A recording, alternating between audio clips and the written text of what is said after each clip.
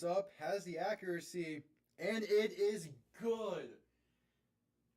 Jake Bates throwing right side, and it's going to be intercepted. Return past the 15, past the 20, out past the 30. Has space down the sideline. 40, 35, 30. And he is gone. A pick six for Houston. Snap good, hold good, kick up. And it is straight down the middle. Looking to throw, rolls out right. Throws end zone. Touchdown San Antonio. Cody Latimer alone in the end zone.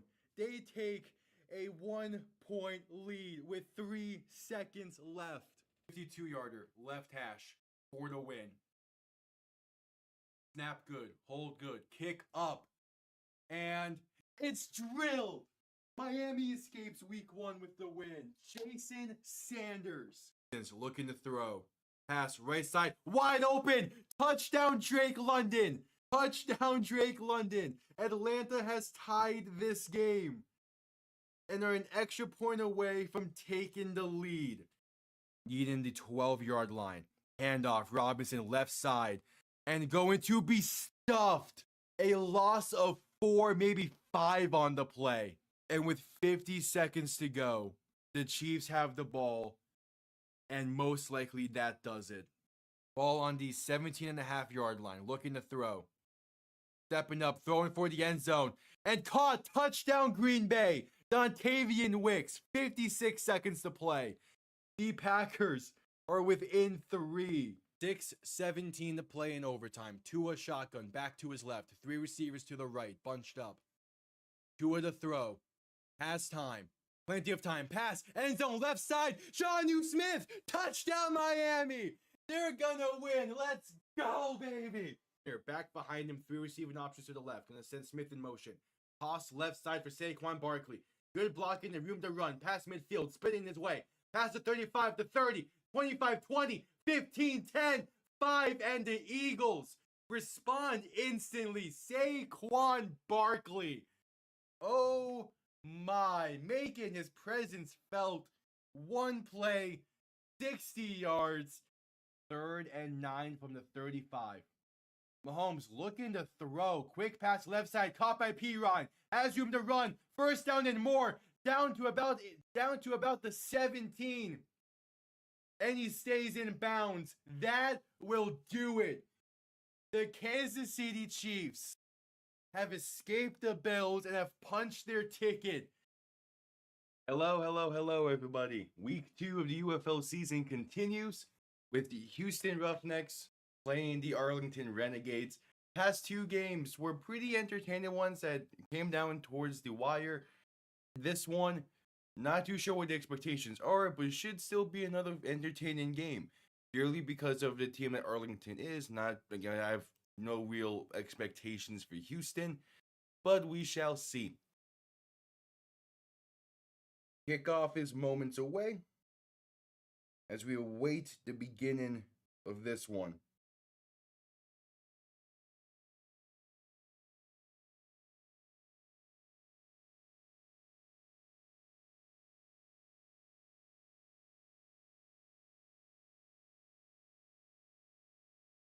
Yep, kickoff is a few minutes away.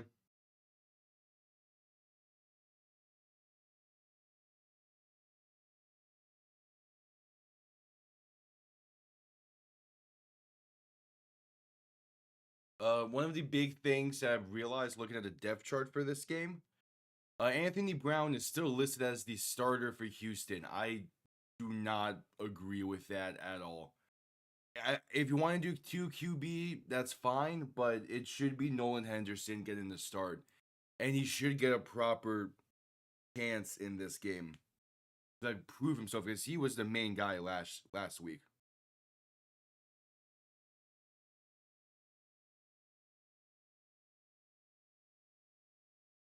Alright, it is noon. Kickoff is moments away.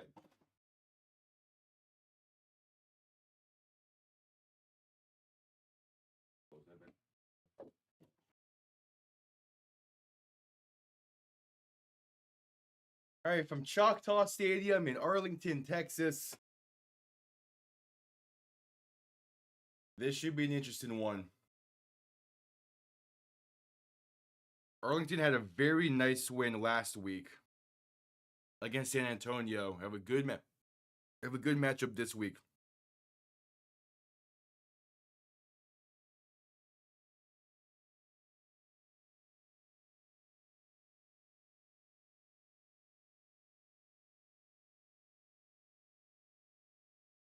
Yeah, we shall see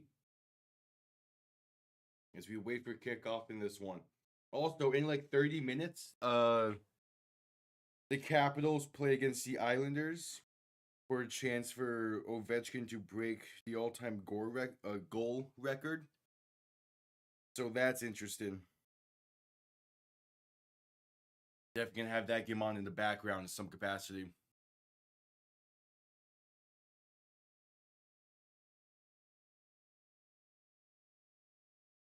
Last week for Arlington, the ground game was the focal point, and Houston last week did not have a good ground defense. So we shall see what Kalen Balaj is able to do, what Day Hunter is able to do, and what Devion Smith will be able to do.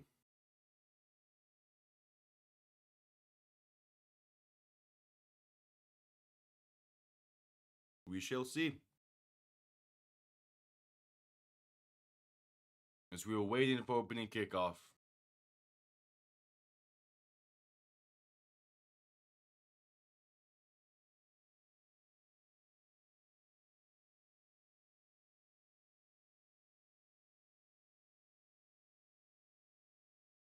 Again, no real expectations for this game besides I do expect the ground game of Arlington to really be a staple in this one and to really have their way in this one.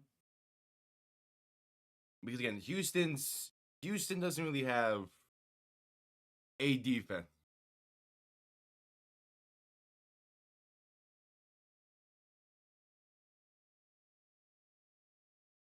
But we shall see.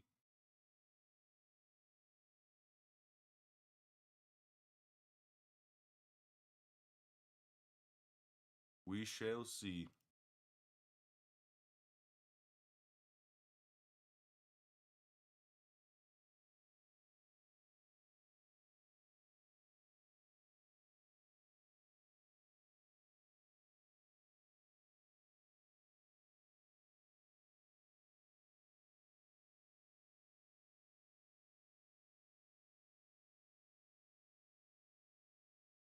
Curious to see who's going to get ball first in this one, because honestly, both teams could benefit from having the ball first.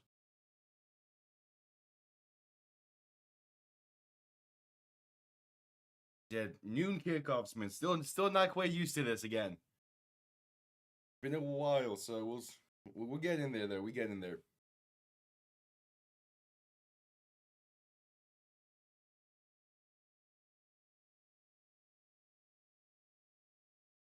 Also, again, Manny Wilkins did not throw an incompletion until well into the second quarter last week.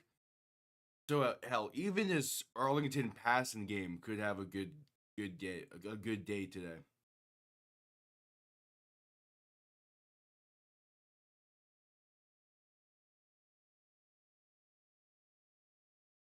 But we shall see.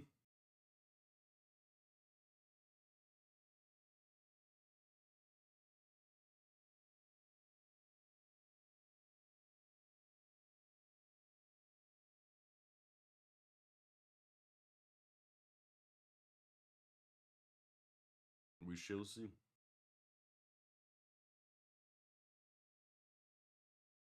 All right, so Arlington will get the ball first in this one.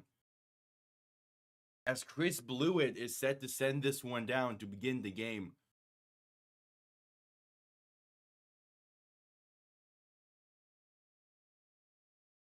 Let's see, kickoff underway. And this will be returned beginning from about the 11. Gonna work that left side, has some blockers, gonna get past the 25 into about the 26. That was Jaden Price on the return. And now comes the king of spring, Luis Perez. A spring football legend. And he takes the field again today.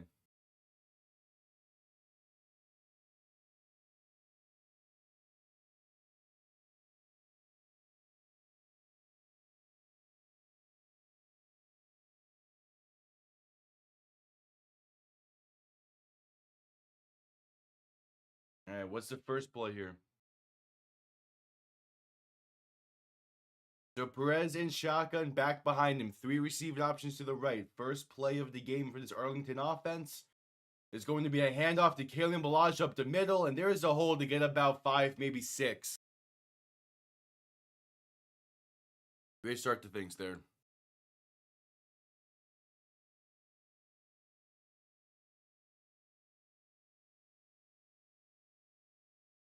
Yeah.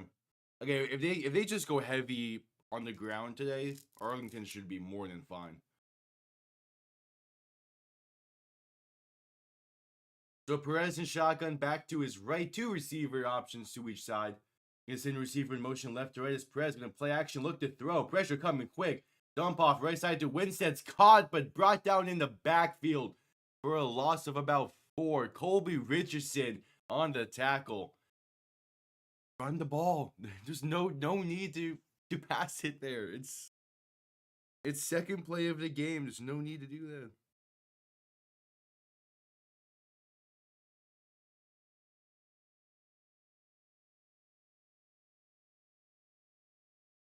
All right, so 3rd and 8. Perez in shotgun, back to his right. 3 receivers to the left, ball on their own 29-yard line. First third down of the day is Perez looking to throw. Pass time, pass left side is high and incomplete. Looking for Isaiah Winstead, and that's a 3 and out. Forced by this Houston defense. Was not expecting that. Oh, it's there. Oh, put it on the chest, man. Put it on the chest there. But also, I also just don't like that sequence of play calls. Like, just run the ball.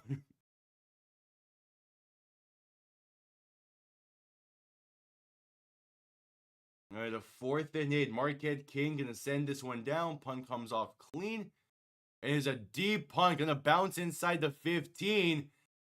And going to be down at the 2. Marquette King. A beautiful punt. And Houston starting well backed up in their own territory. A 70-yard punt for Marquette King.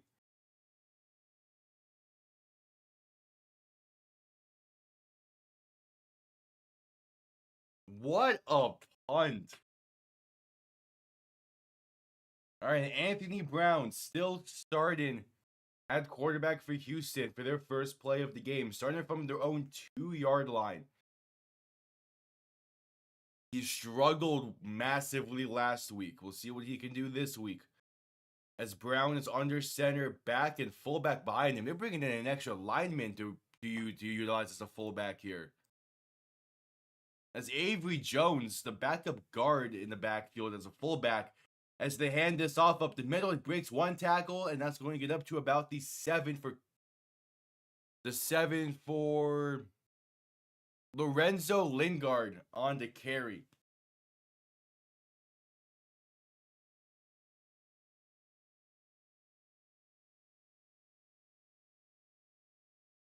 All right, so 2nd and 5 now for this Houston offense. Making some adjustments at the line as Brown will go under center, back behind him. 3 receiving options to the right. And going to look to throw. Quick pass left side is off the mark and nearly picked off. Off the hands of Steven Jones. That would have been 6. Tried the quick hit and slant, and Anthony Brown badly missed that ball.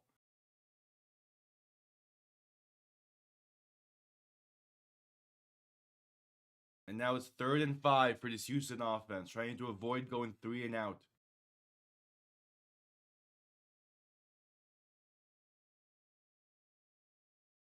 So Brown in shotgun, back to his right. 3 receivers to the left. Brown looking to throw. Pressure coming, and that's a bad lobber throw as he was hit while throwing that ball, and it falls incomplete. Pressure came, great pressure up the middle. And yeah, hit while throwing that ball, couldn't get enough into it. And it's a 3 and out forced. Ugh.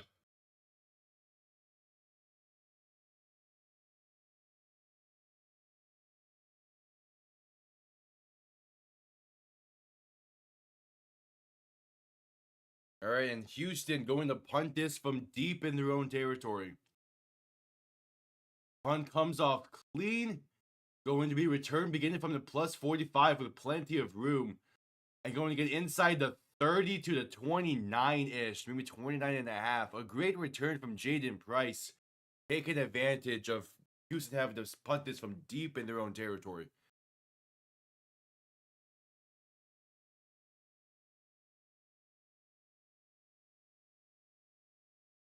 All right, 11 minutes to play in the first. Run the ball, Arlington. Run the ball. It's going to work, especially early on in this.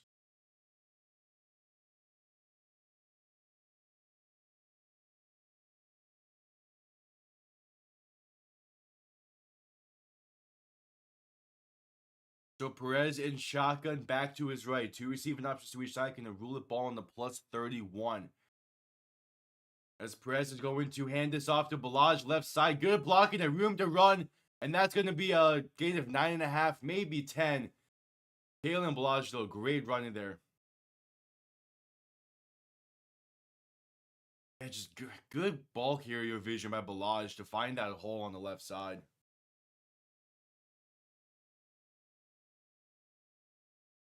Perez going to hand this off to Balaj up the middle, and he's going to get stuffed at the line for no gain.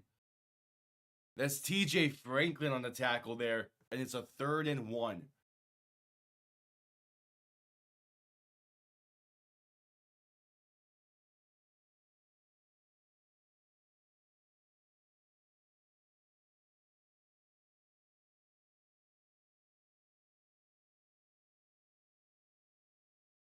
All right, 3rd and 1. Perez under center, back behind him. Stack in the box here is Houston. As Perez, handoff Balaj left side. Has room inside the 20 and down to the 16. But there is a penalty on this one. Might be, yeah, going to be called back for holding, it seems. Unfortunate.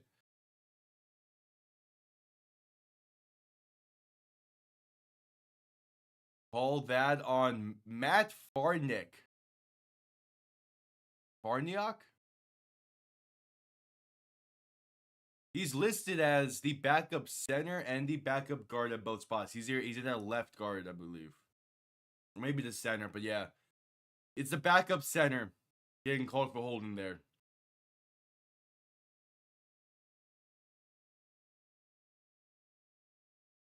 So now a 3rd and 11. Perez in shotgun back to his left, 2 receivers to each side. Need a 21-yard line to keep the drive alive. Perez to throw. Quick pass, right side, has a man that's caught by Winstead. Down inside the 15 to the 13. A beautiful on-the-money throw from Perez and a great grab from Winstead. Oh, placed beautifully. Oh, that's a beautiful throw from Perez. A great layered pass gets Arlington down to the 13-yard line. Perez in shotgun back to his right, 2 receiving options to each side as they have entered the red zone for the first time today. Play action, pass over the middle, that's caught and down to the 1. Deontay Burnett on the reception. Ball comes loose after he was down. Yeah, ground caused a fumble here, definitely. I'm more concerned if he had how long he had possession before that.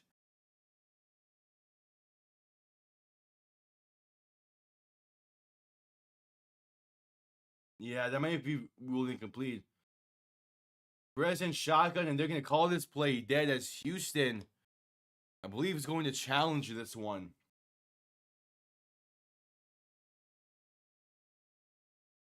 Yeah, Houston's going to challenge to make sure that it was a catch and that you had possession all the way.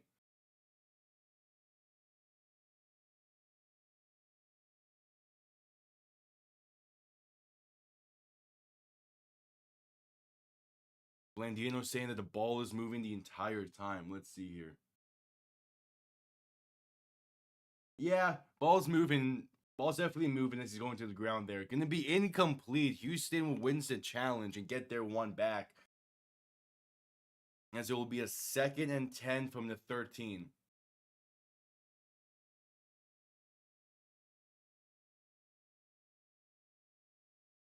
All right, so a good challenge there by Houston.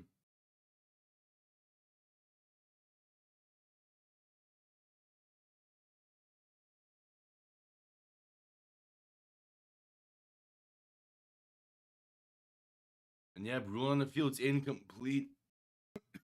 Houston wins the challenge.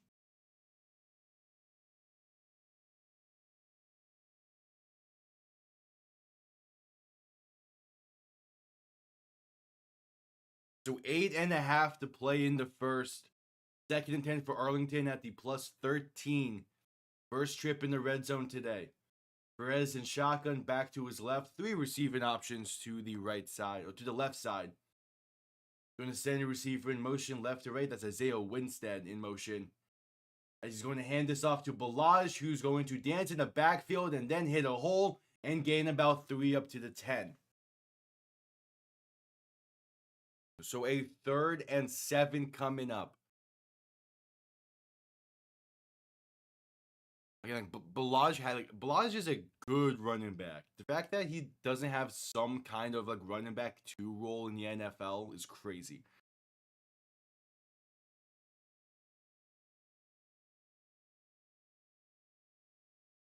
All right, so Perez and shotgun back to his right. 2 receivers to each side. Going to motion Deontay Burnett right to left. Perez to throw. Dump off right side of screen to Balaj, and that's going to get blown up for no gain.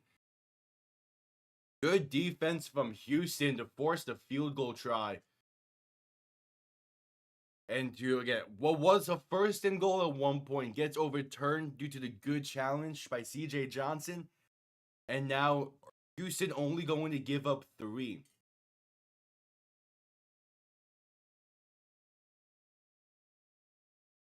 Lucas Haverzik is on to give Arlington the early lead with just under 7 minutes to play in this one. A 27-yard kick from the right hash. It is up, and it is right down the middle. 6:47 to play in the first quarter as we head to the first commercial break of this game. As Houston will get ball for the second time of the game, hopefully with better starting field position than their own 2-yard line. All right, good shit there.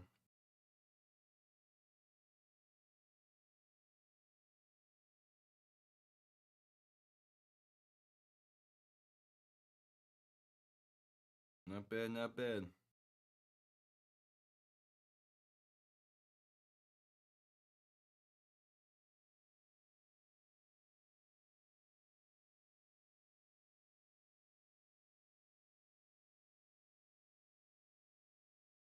Also, it's interesting that it's still Blandino doing the command center stuff. Typically, Blandino does 2 games, and Mike Piera does the other 2.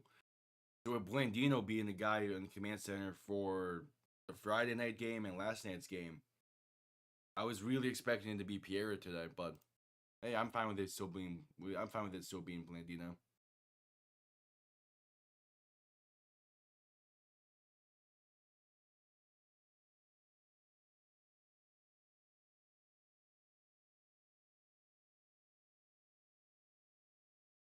But we shall see.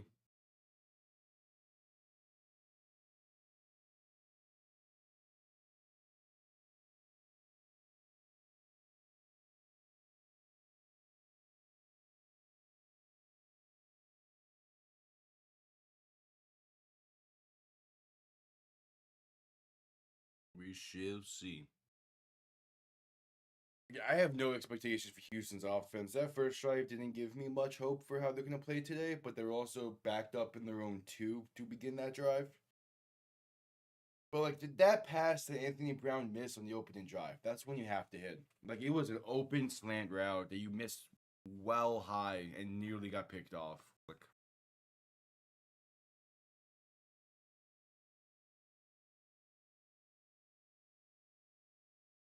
We'll see.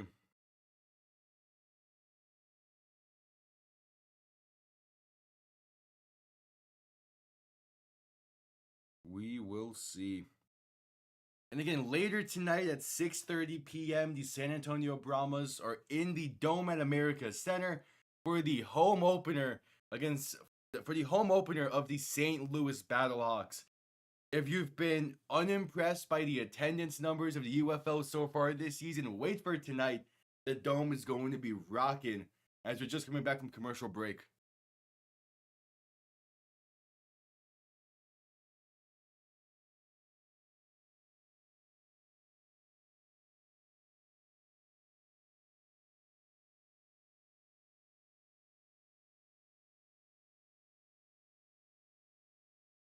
All right, so back from a commercial break. Here comes the kickoff as it's underway, going to be returned from inside the 15 and about the 13. And that's going to big hit down near the 33. Lawrence Keys on the return, but that's a nice hit there by Stephen Jones.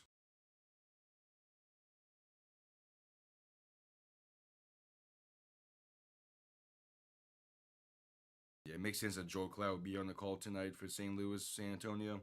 Again, that game is going to be... Whew.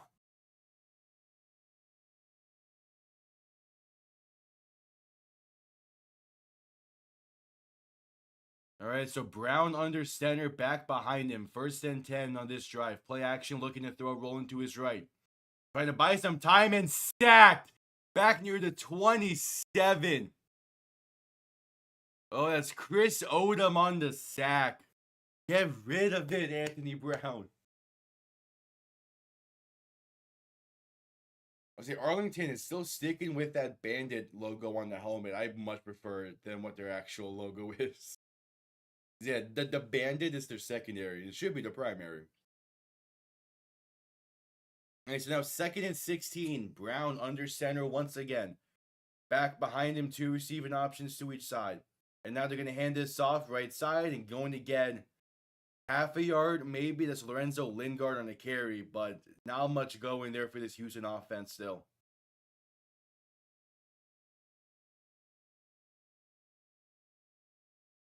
All right, 3rd and 16.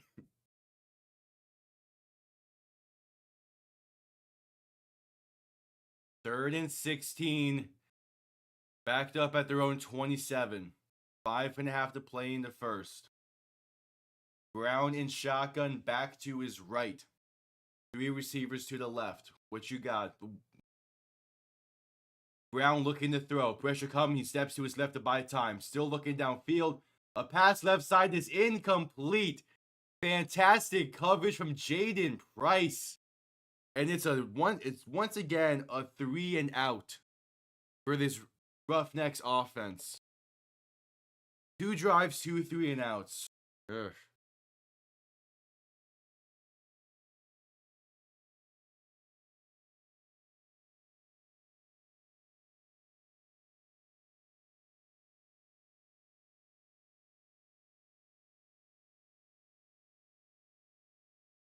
All right, so Houston going to punt this once again. Comes off clean and going to be returned from about the 37.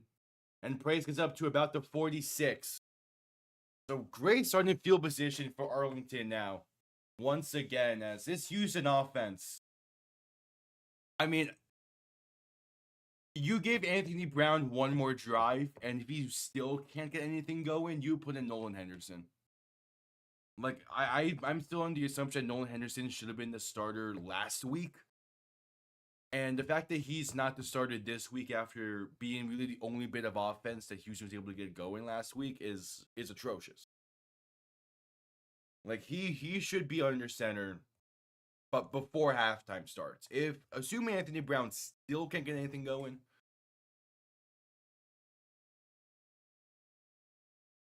like, you can't afford to have another 1-9, 0-10 season like last year.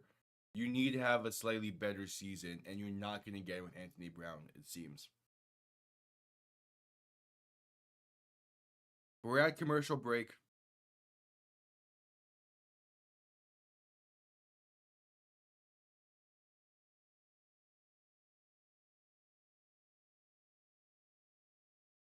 We're at commercial break.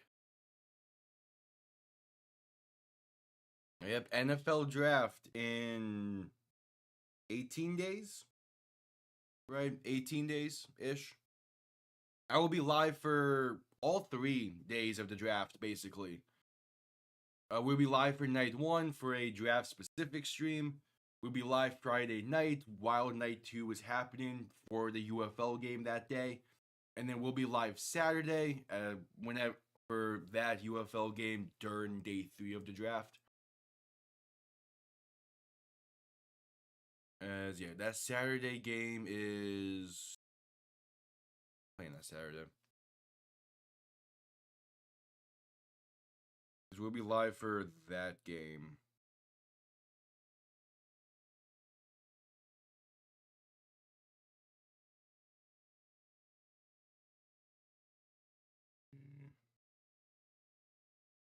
Oh, that's ooh.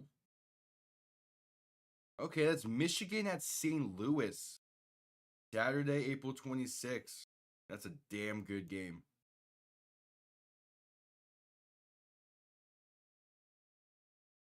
Yeah, we're still a commercial here.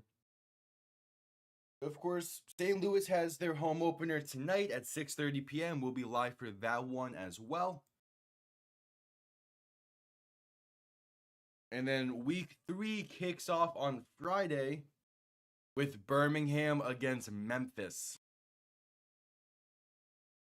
For Birmingham's home opener for this upcoming Friday. No, it's Arlington against Birmingham, my bad. This Friday.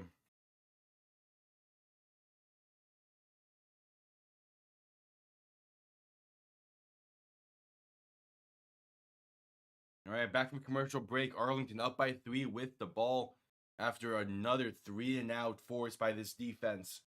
Perez in shotgun, back to his left, 2 receiving options to each side. Ball on the 45.5-yard line, 46. As Perez is going to hand this off to Day Hunter, left side, and good blocking.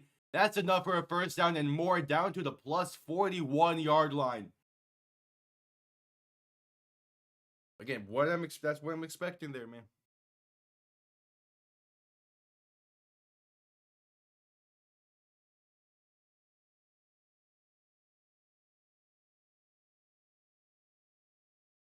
So 1st and 10 now from the plus 41. Perez and shotgun going to look to throw. Launcher one deep, right side, and incomplete. Just off the mark, looking for tight end Sal Cannella. But they couldn't couldn't connect there. It's 2nd and 10.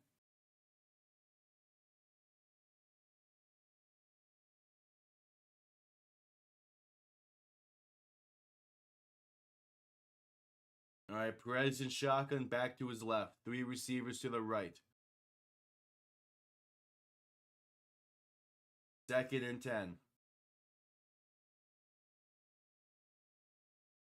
Perez going to hand this off up the middle for Hunter, and they're going to wave this play dead before the snap.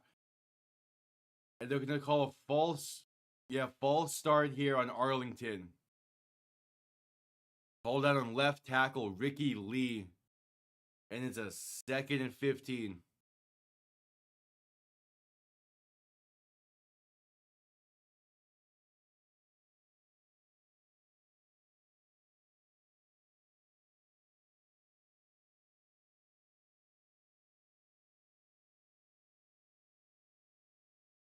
All right, so 2nd and 15. Perez in shotgun, back to his left, 2 receivers to each side. Ball on the plus 46. And motioning running back out wide to the right as Perez looks to throw. Quick pass over the middle. That's caught to the 35-yard line. Isaiah Winstead on the reception. On the reception for a gain of 11. And it'll be 3rd and 4. That's a great throw from Perez there.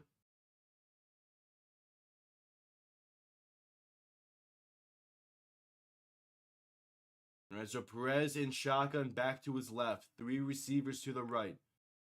Ball on the 35-yard line. Perez going to look to throw once again. Pressure coming, pass right side is incomplete. A throwaway in the vicinity of Sal Cannella. And it'll be a 4th and 4 coming up. Perez wanted to go for it. They're going to send out the field goal unit, I believe.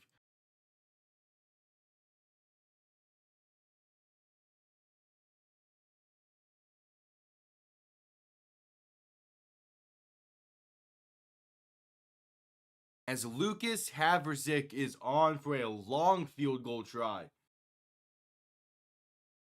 A 53-yard kick from the left hash to put Arlington up by 6. It is up, and he missed it wide left. Off to wide left. And Houston's defense, able to hold strong once again.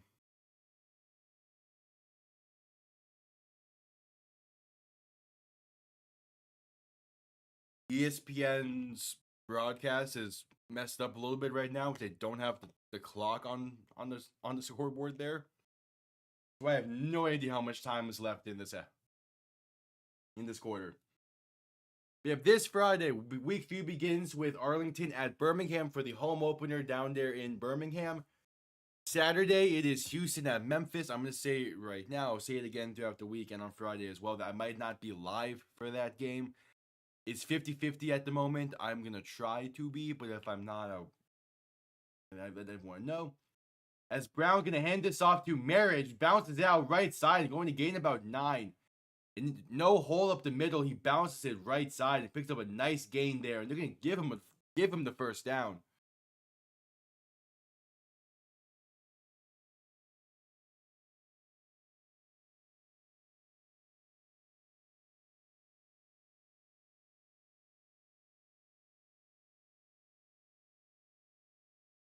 The ball now on the plus side of the field. Brown looks to throw on 2nd and 1. Has time, pass right side is off the mark, incomplete, a little bit overthrown. Looking for Lawrence Keys, but he had a step there. It's 3rd and inches, basically, as Houston has crossed midfield for the first time today, and Anthony Brown still just cannot get much going through the air. That was a tough throw he had to make. Would have needed to be a perfect pass, but still rough.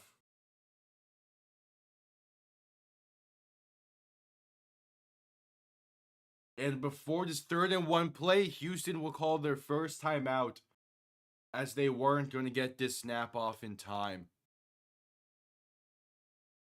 Like, ESPN's broadcast is messing up right now. I have no idea how much time is left in this quarter.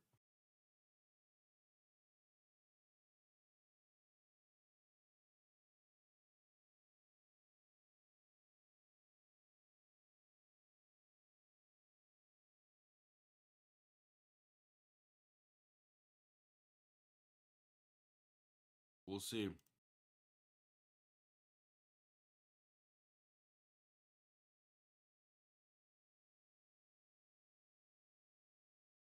All right, seems there's about a minute and a half left in the first quarter as I'm looking at the UFL app to figure this shit out.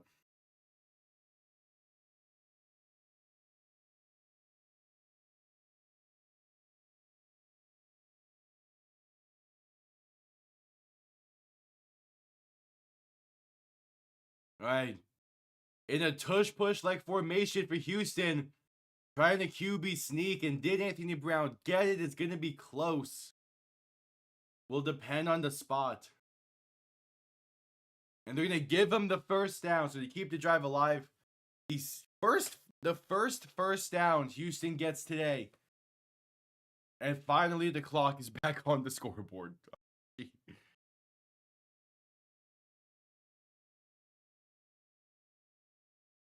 1:04 to play in the first. Ball on the plus 47 as Brown is in shotgun, back to his right. 2 receivers to each side. As Brown gonna quick throw right side, that's caught for a screen. And gonna break some tackles and get the first down and more. Still going, still breaking tackles.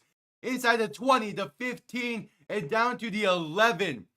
Justice Hall on the screenplay, getting 30 plus. What a run there. And what a reception.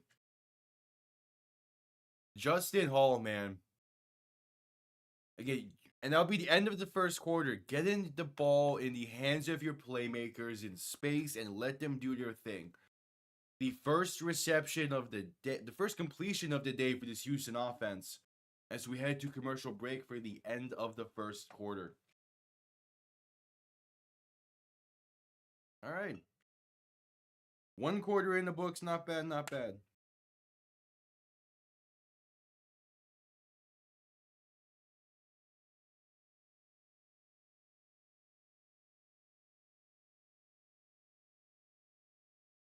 it's still the case of I would like to see Nolan Henderson at some point because one completion is not great through one quarter, but we'll see.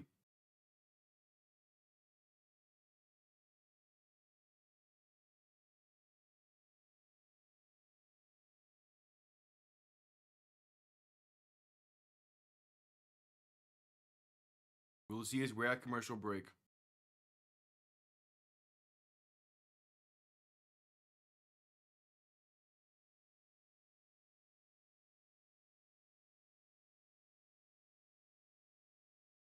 It's a 3-0 lead for Arlington after 15. But Houston has ball in the red zone for the first time today on what has been a relatively effective drive.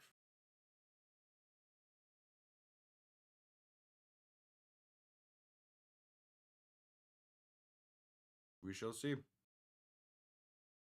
Again, another reminder, I will be live again at 6:30 p.m. tonight for the home opener for the St. Louis Battlehawks as they play the San Antonio Brahmas. That should be an electrifying game. It might not be a close game, but the St. Louis crowd going to show out tonight.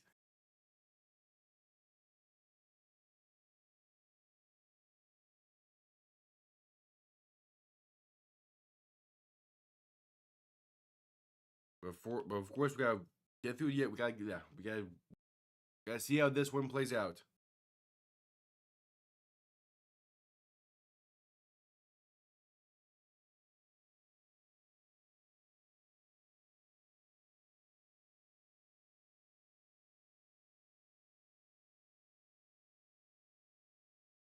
We shall see.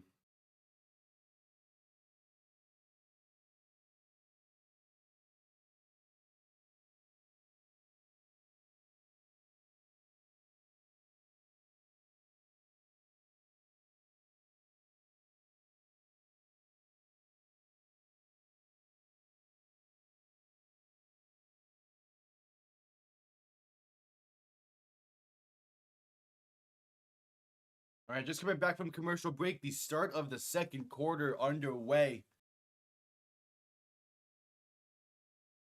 Oh, Arlington is using a challenge for a potential block in the back there.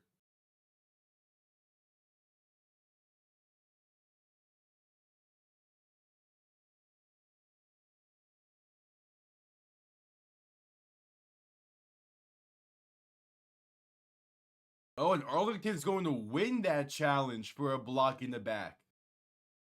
Oh, no.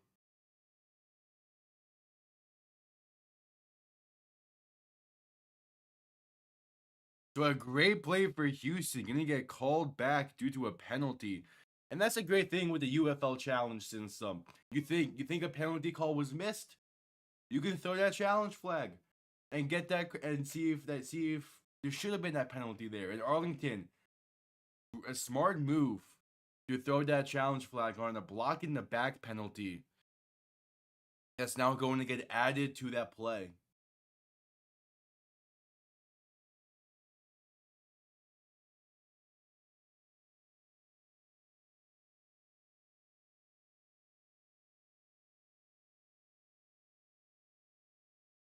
And that's going to push Houston back behind midfield at their own 47.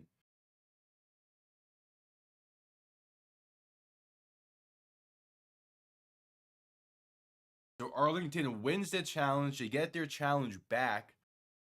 That's a new rule for this season. And the second quarter will begin with a 1st and 10 from the minus 47 instead of 1st and 10 from the 11.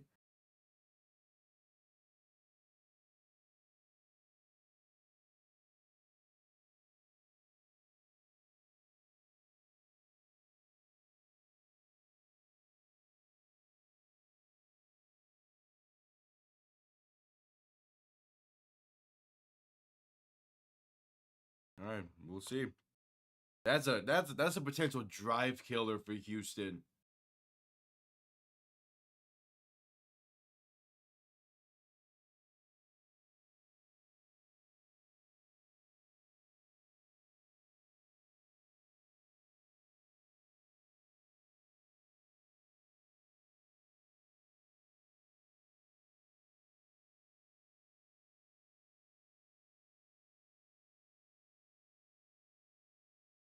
Bob Stoops making sure everything is good there. Again, I love being able to hear into the conversations.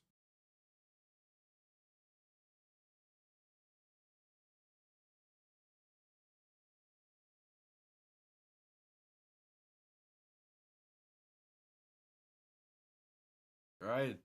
So 1st and 15 from their own 47. As there's movement before the snap, going to push Houston back even more. False start on Houston. Oh my.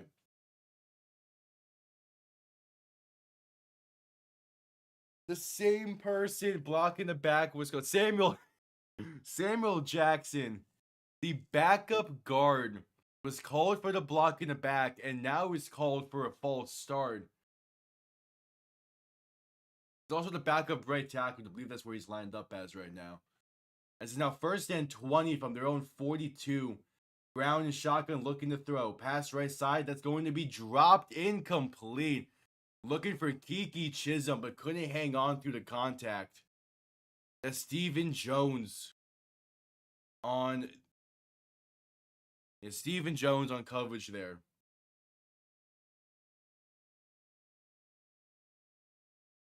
Now Brown and shotgun back behind them, 3 receivers to the left for 2nd and 20. A handoff up the middle for Kurt Merritt gets to their own 45-yard line, a gain of 3. And 3rd and 17 coming up. Just so unfortunate.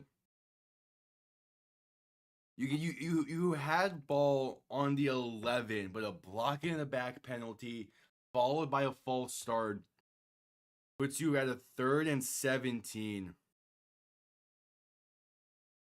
As Brown and shotgun back to his right. 2 receiving options to each. The 3 receivers to the left going to hand this off to Merritt up the middle. He gets past midfield and down to about the 49.5-ish. Will be a 4th and long. And we'll most likely see Houston punting this one down.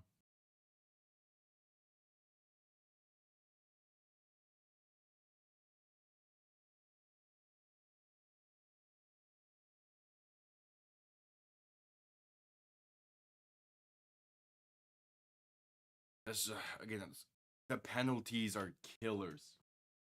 And yeah, Houston's going to punt this one down to Arlington. Looking to pin them deep. Comes off clean. And going to bounce into the end zone for a touchback.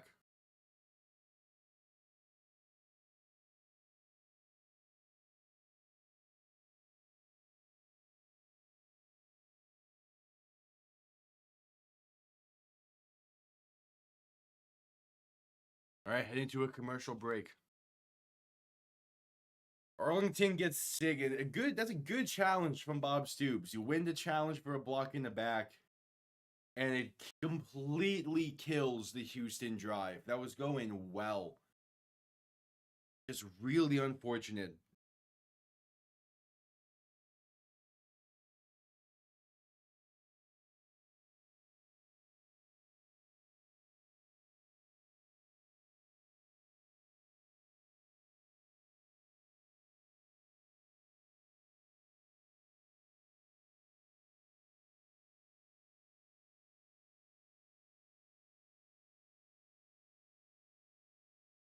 Direct commercial break.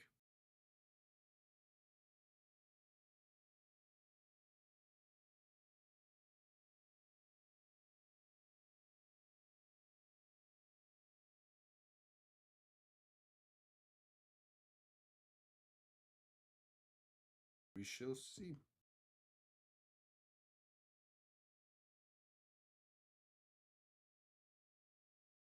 We still have commercial break in this one.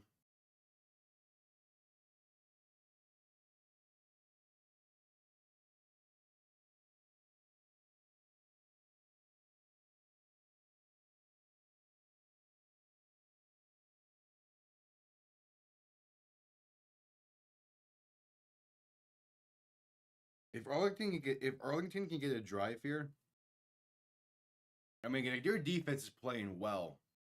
Besides that screenplay that had the block in the back with it, they've been tackling well. They've been playing well defensively. it's just this offense. It feels like that. It feels like the one play away from really blowing this game open. And part of the reason why that it feels like the one play away is because they're not sticking to the ground game, and I hate it.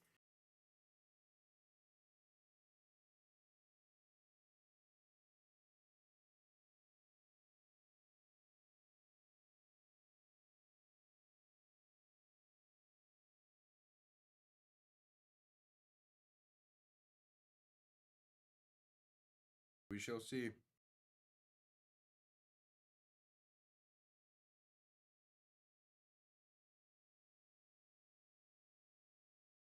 All right, just coming back from commercial break.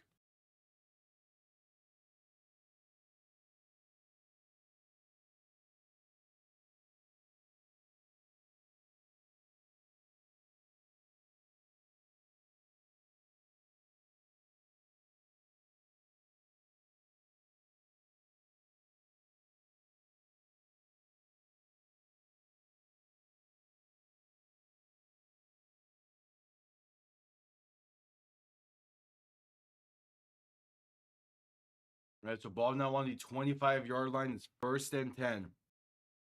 First play of the drive for Arlington.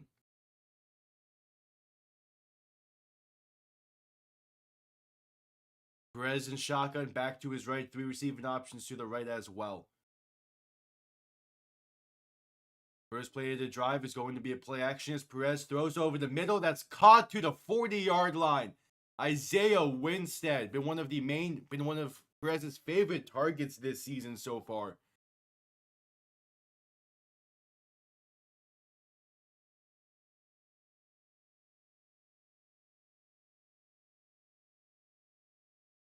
All right, so again, another great play for Arlington's offense. Perez throwing once again, pass to Winstead once again, right side. And once again is caught for a solid gain as the pile gets pushed forward past midfield to the 49. That's going to be a gain of 11.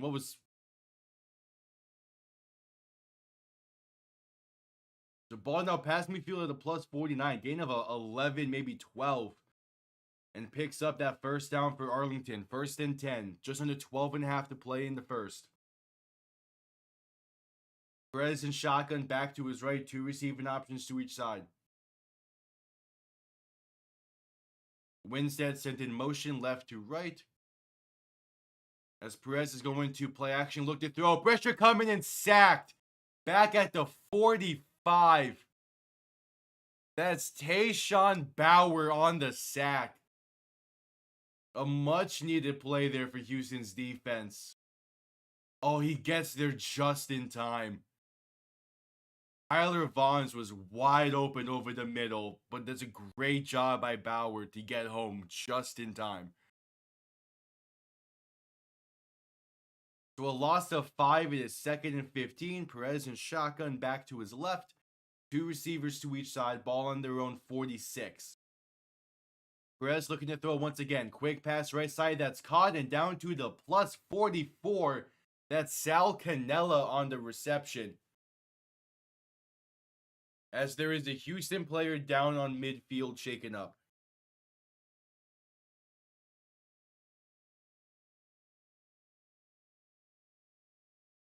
It will be a 3rd and short as, yeah. Oh, it's Tayshawn Bauer. The man who got the sack on first down. Now down here on down after second. And we head to a commercial break. So Tayshawn Bauer slow to get up after that one.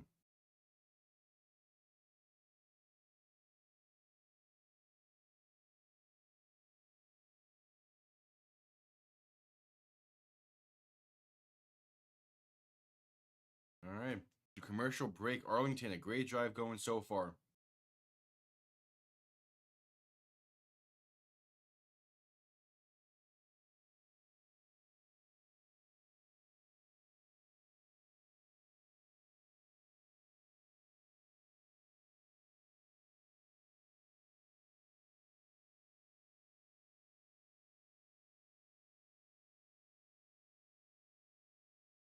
do a select commercial break.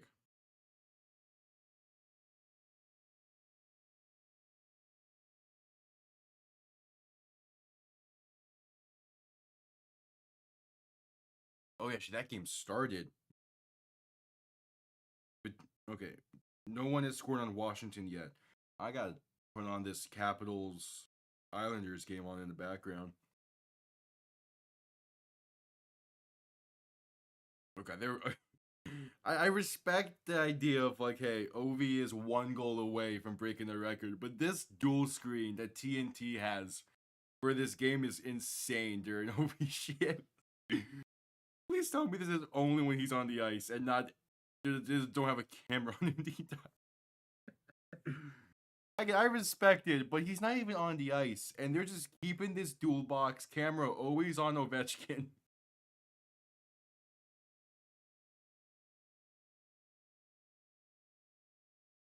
What the fuck?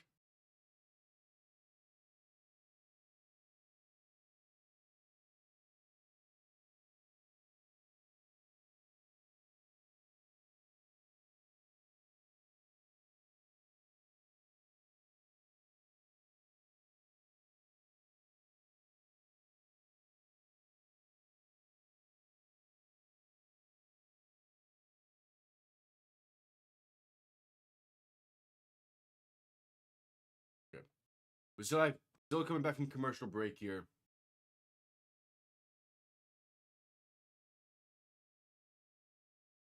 All right, it is 4th and 6 after Perez got no gain on the QB keeper after the pocket collapsed there. That's Leon O'Neal with the tackle, and it's a 4th and 6 from their own 45.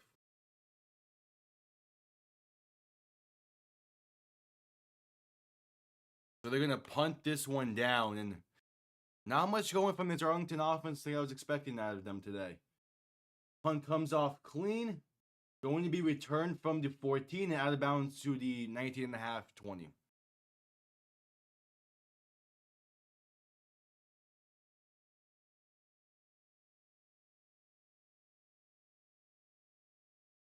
All right, Anthony Brown taking the field once again for Houston.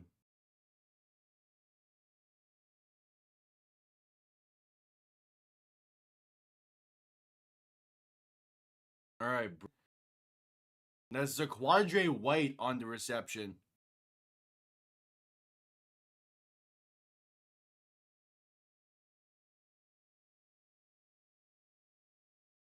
Basically.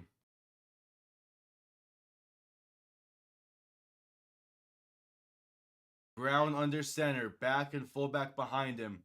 Going to hand this off left. Lingard gets the half a yard needed.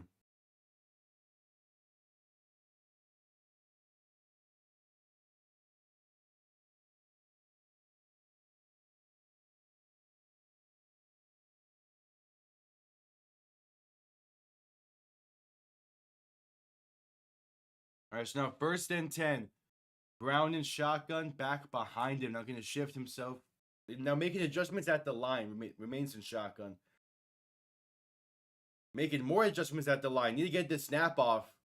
Now lining up under center. Going to snap this and hand this off to Zaquandre White, who's going to break one tackle and bounce on the left side. And going to be forced out of bounds for a loss of a yard.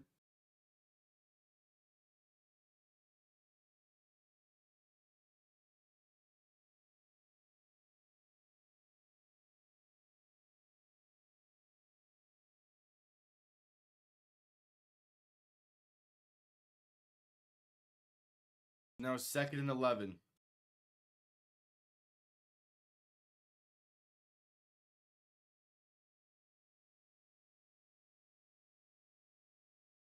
So Brown in shotgun, back to his left, going to play action, look to throw. Pass right side, it's high and incomplete.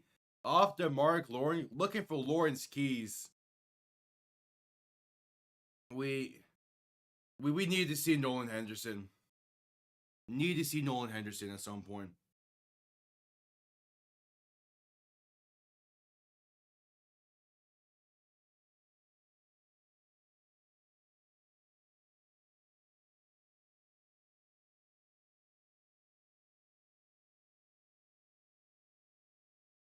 Third and 11. Brown and shotgun back to his left. 3 receivers to the right. A third and 11 from their own 28. As the play clock expired. It's going to be delay of game on Houston.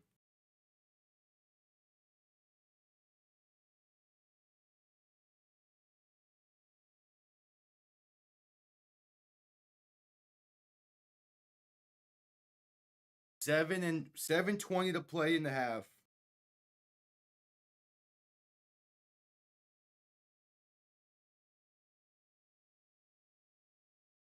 So Brown and shotgun back to his left. 3 receivers to the right for third and 16 now.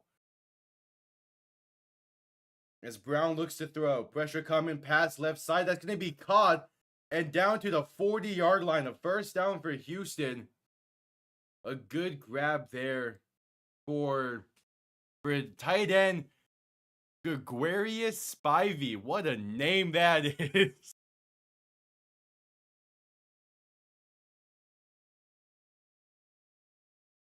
Now first and 10, Brown and shotgun back to his right. 2 receiving options to each side in the motion. One of them left to right. Just under 6.5 to play in the first half. Brown gonna keep it himself. Passed over the middle and should have been picked off.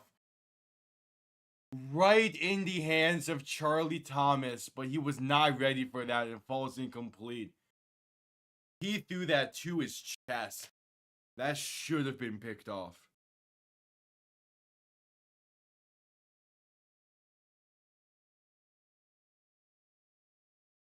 Alright, so Brown and shotgun back to his left, looking to throw once again. Pass time, pass left side is caught by Lawrence Keys, and that's a gain of about 7-ish.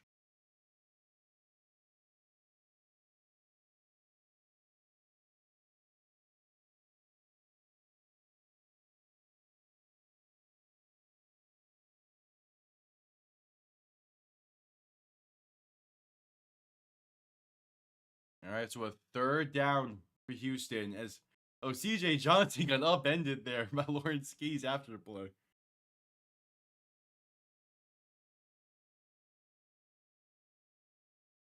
Alright, so Brown gonna keep it himself on a read option and now throwing left side. And incomplete. They wanted a flag, none thrown.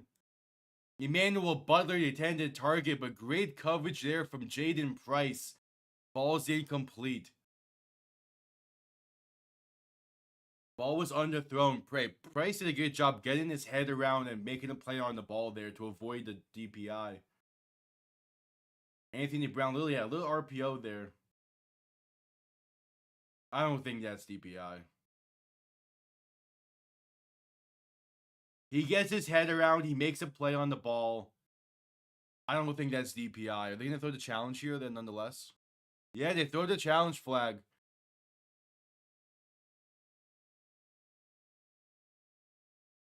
They're going to challenge this for DPI.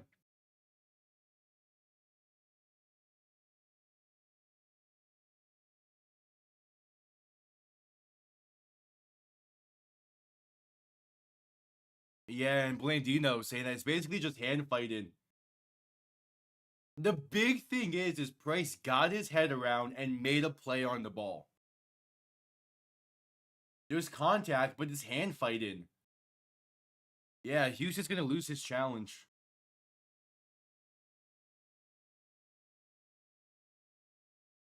Yeah, they're going to lose this challenge and lose a timeout here. With 5 minutes to play in a half.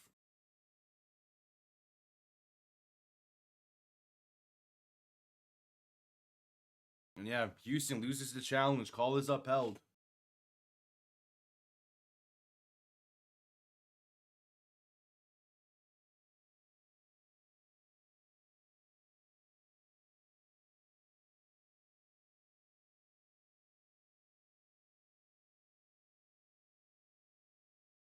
We shall see.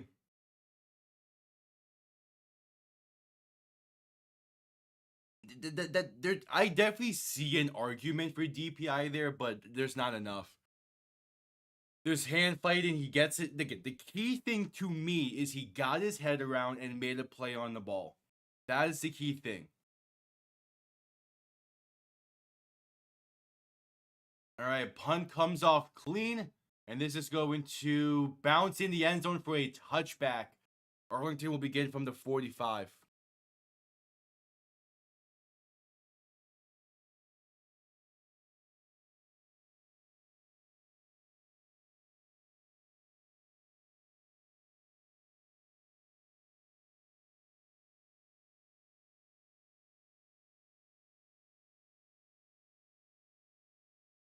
So yeah, so 1st and 10 now for Arlington from the 25.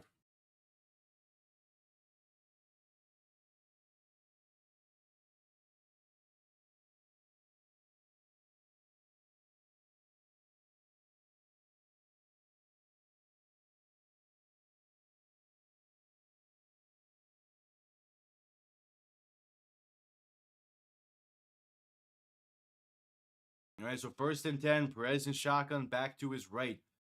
4:40 to play in the half. Three receiving options to the right side. Perez, a handoff up the middle, and that's a good patient running from Day Hunter. And going to gain about 10 on the play, enough for a 1st down. Great patient running to wait for that hole to open and then hit it.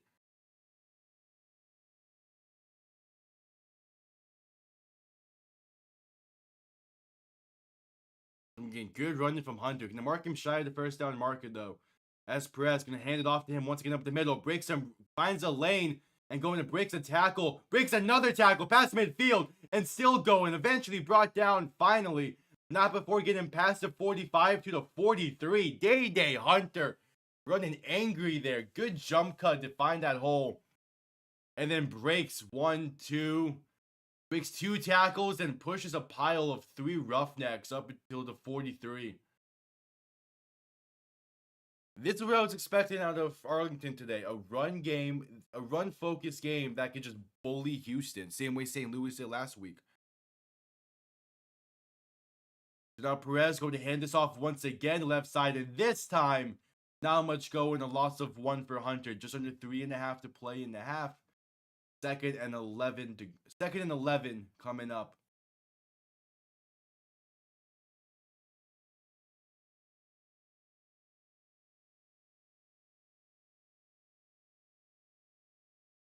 So Perez and shotgun back to his right, looking to throw. Quick pass left side that's caught down to the 37, 38-ish. And that is Javonte Payton on the reception. Just under 3 minutes now to play in the half.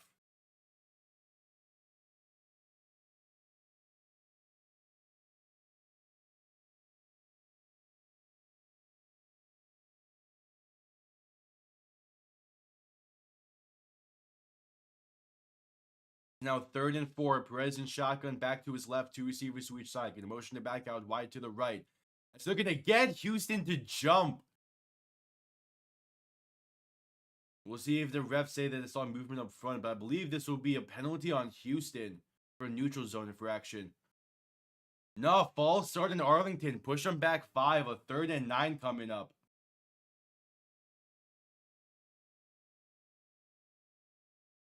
They said there was movement up front from the offensive line.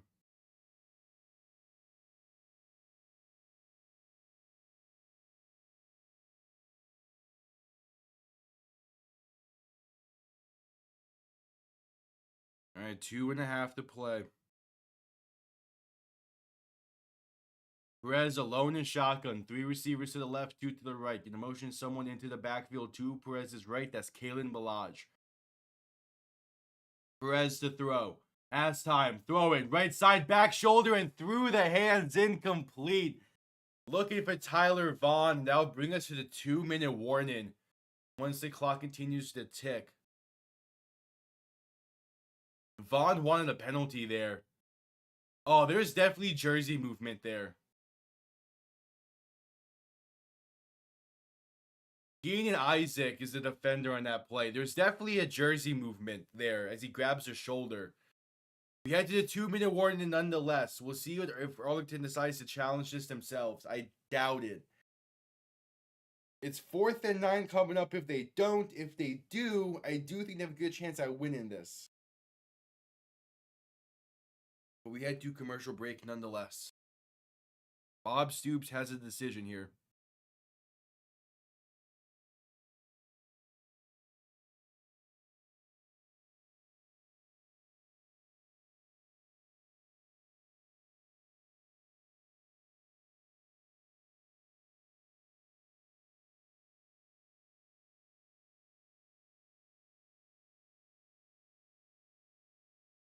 Yep, commercial break.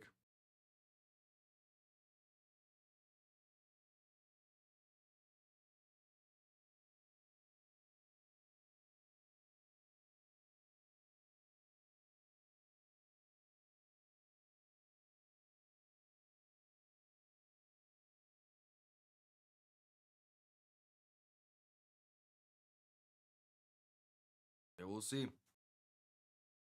All 3 games this week of the UFL so far have been very defensive to begin. Birmingham, Michigan eventually got a little bit of an offensive game going, but for the most part was still defensive. Last night's Memphis versus DC, the fourth quarter was a very good offensive showing, but still a primary defensive focused game. We'll see how this one plays out.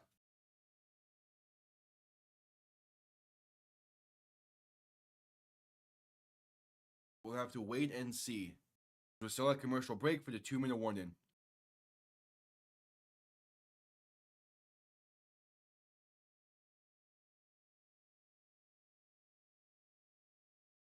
We shall see.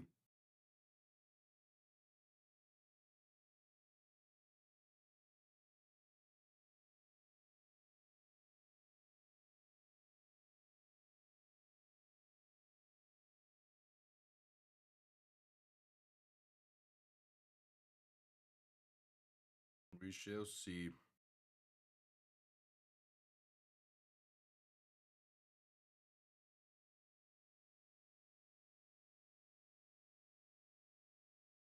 As we have still at commercial break, 2-minute warning, 2 minutes of play in the first half. Still a 3-0 game between these two squads.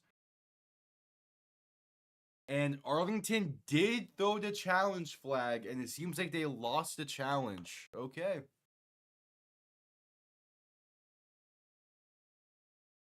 I like the challenge thrown there.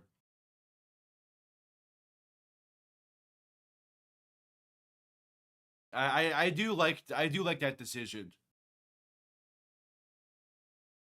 I do like the decision to challenge. So now both teams no longer have a challenge the rest of the game. They don't get it back. As it's 4th and 9. Market King on to punt this one down. Punt comes off clean. Trying to pin Houston deep. Going to bounce into the end zone for a touchback. It will begin the drive from the 25 with about 1:55 to play in the half.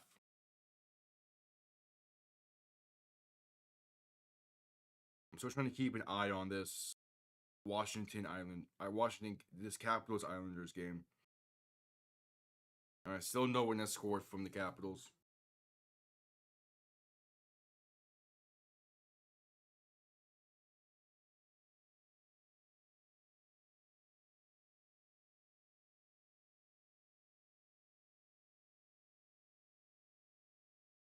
All right, so Brown in shotgun, back to his left, 3 receivers to the right. A big 2-minute drill here as Brown throws over the middle, and that's a big hit. But Chisholm hangs on to the contact for a gain of 7, but yeah, he's slow to get up. He takes a massive hit. Helmet comes off. That's a borderline hospital pass there from Anthony Brown. But Kiki Chisholm, great job hanging on to that pass.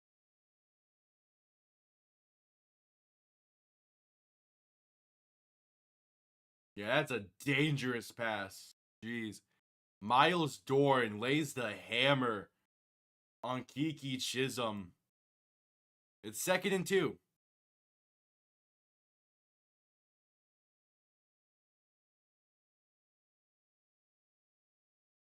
And yeah, he's going to be forced to head to the medical tent after that. So Brown in shotgun back to his left. 3 receivers to the right. As Brown looks to throw once again. Quick pass over the middle. It's caught by Merritt. He's going to get the first down and a gain of 4. Houston only has 1 timeout to try and get into field goal range for Chris Blewett.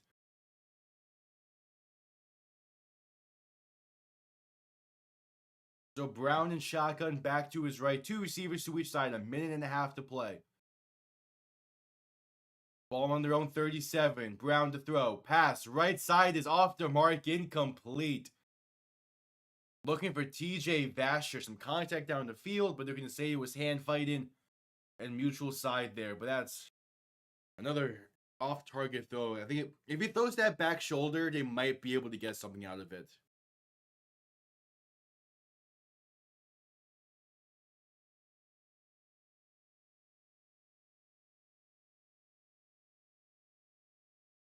So Brown and shotgun back to his left. Three receivers. Back to his right. Three receivers to the left. As Brown looks to throw. Pressure coming quick up the middle. Breaks one tackle. Now going to keep it himself for a first down. And down to midfield. Anthony Brown using his legs to keep the chains moving.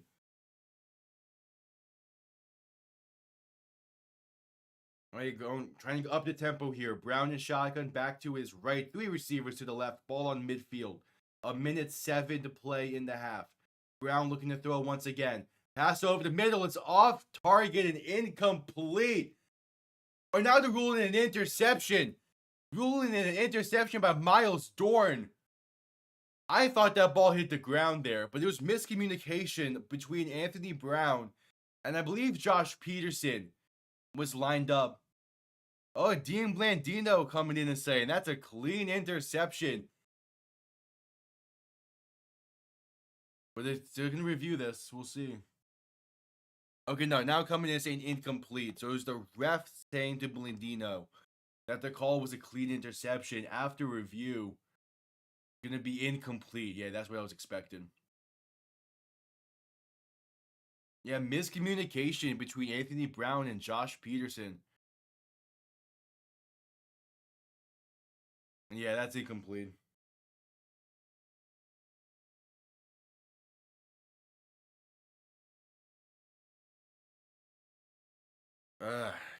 Nearly a disastrous of a mistake.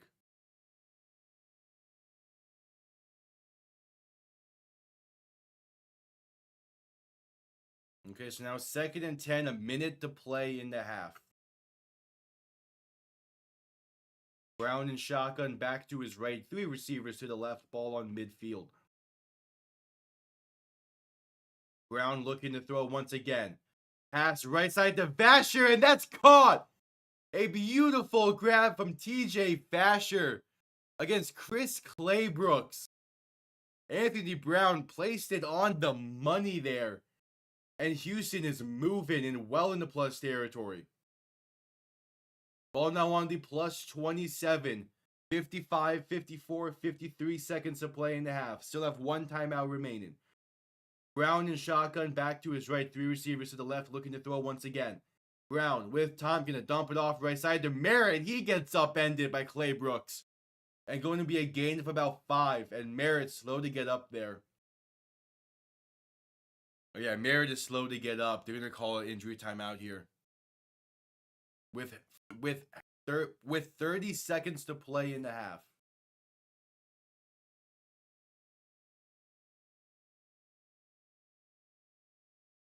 Merritt dealt with a bad injury last year.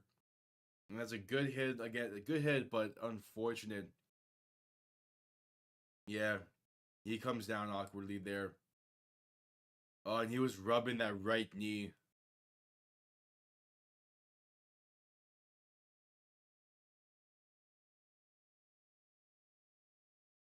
Yeah, being looked at by the medical staff. We might be heading to a commercial break here.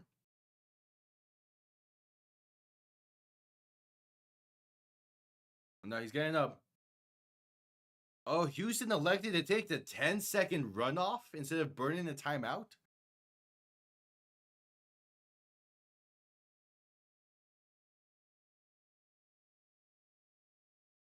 I mean, I get taking the 10-second runoff, but the smarter decision feels like would be... Okay, no, they did end up calling timeout.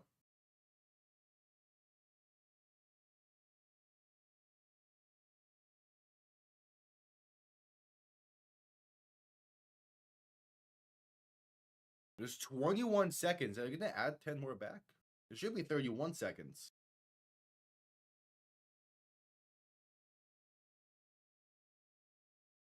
All right, Anthony Brown in shotgun, back to his left. Two receiving options to each side. The same 21 seconds left. The clock continues to tick. 15 seconds now to play. They're taking a while to snap this ball on 2nd and 6. Brown to throw. Pressure coming and going to throw it away. Incomplete left side towards the end zone. Looking for Justin Hall. He took way too much time to throw that ball away. 7 seconds to play in the half. And yeah, they're just going to send out Chris Blewett and his field goal unit to try and tie this game at 3 entering the half. Arlington. No, does Houston get ball to begin the half? Yeah, Houston gets ball to begin the half. So a 41-yard kick from the right hash for Chris Blewett to tie this game up at 3. It is up, and it is good right down the middle. 2 seconds to play in the half. We're going to be seeing the kickoff. I believe Houston gets ball to begin the second half. But this game is tied with 2 seconds to go in the half.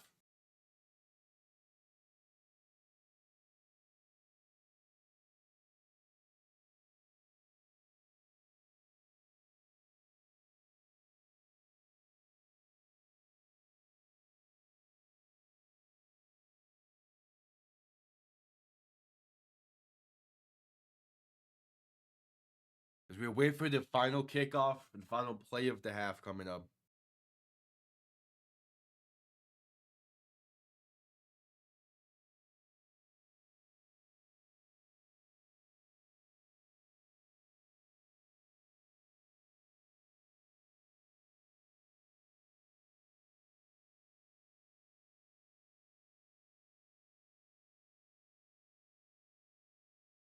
All right, so again, 2 seconds to play in the half.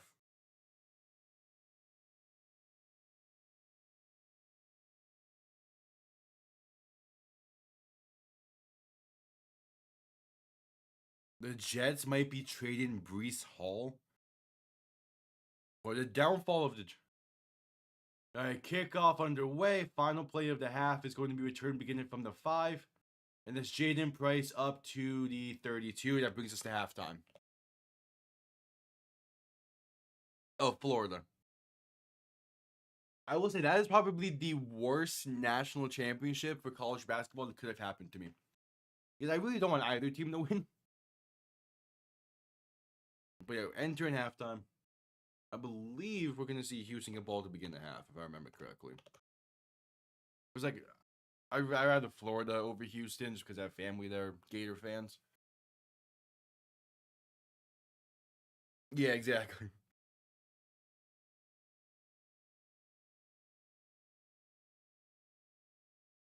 But yeah, it's being a UCF fan means like I don't like either of those schools. Still no one has scored from the Capitals. Come on, Ovi.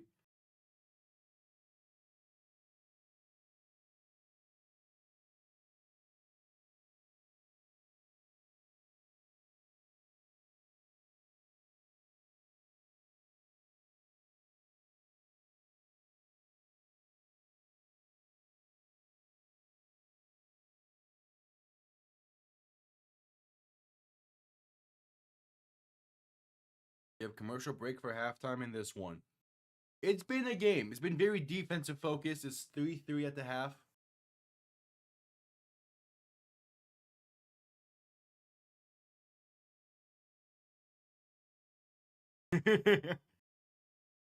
I mean, I would not be surprised if the NBA purposely makes it so the Wizards don't get Cooper Flag.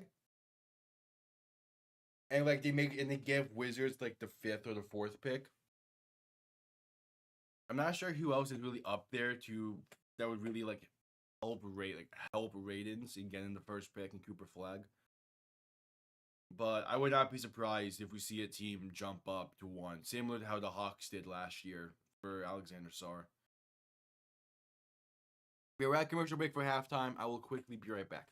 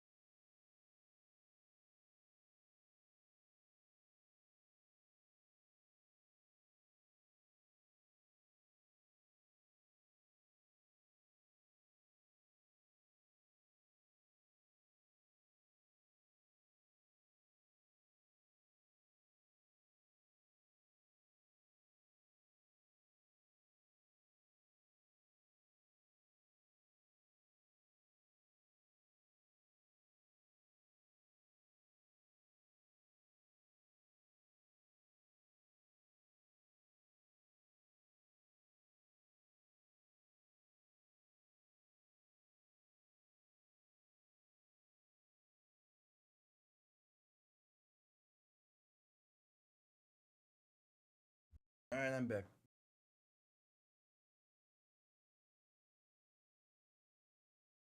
I don't think Miami would even be able to jump up that far if they don't make the playoffs. I know there's like some restrictions on.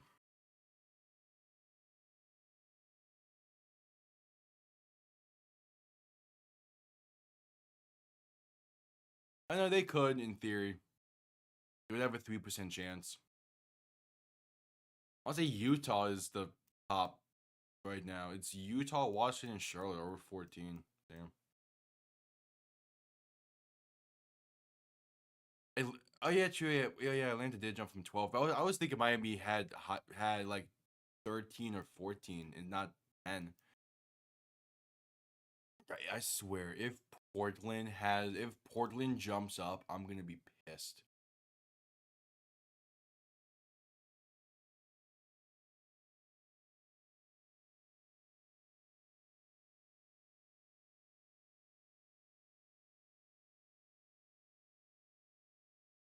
If Portland jumps up to number one, I'm not gonna hear the end of it from one of my friends who's a Blazer fan.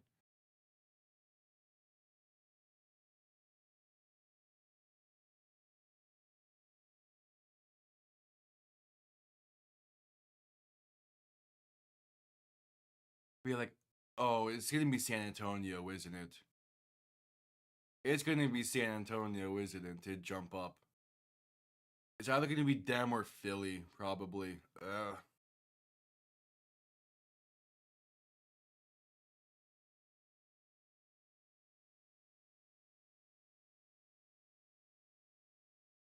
Please no.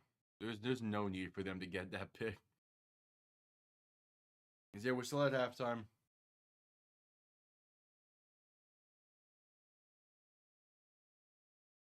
We're talking about Luis Perez's bowling skills right now. That's funny. Yeah, but like currently as it sits, they would have the ninth highest odds, I think, to get the first overall pick. So like that they're gonna have a six as it if it season ended today, it's a 6% chance for Portland to get that pick. I swear if it happened.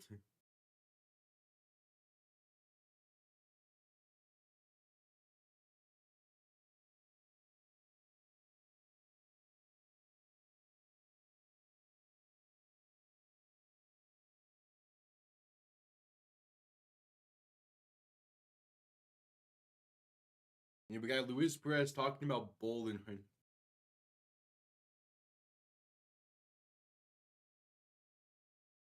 They could. Portland really could be a good team next year, and yeah, I'm just not too sure how I feel about that. I could definitely see Portland taking a jump next year. The big thing is they need to figure out the big man spots. As you know, I have a friend who's a Blazer fan, and he's not the biggest of fans of what they got, what the current situation is.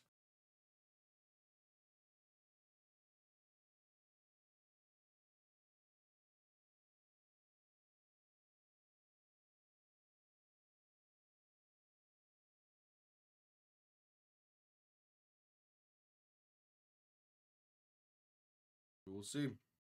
When is because we don't even know when the playoff spots. Guys, I was gonna say when is the lottery going to take place?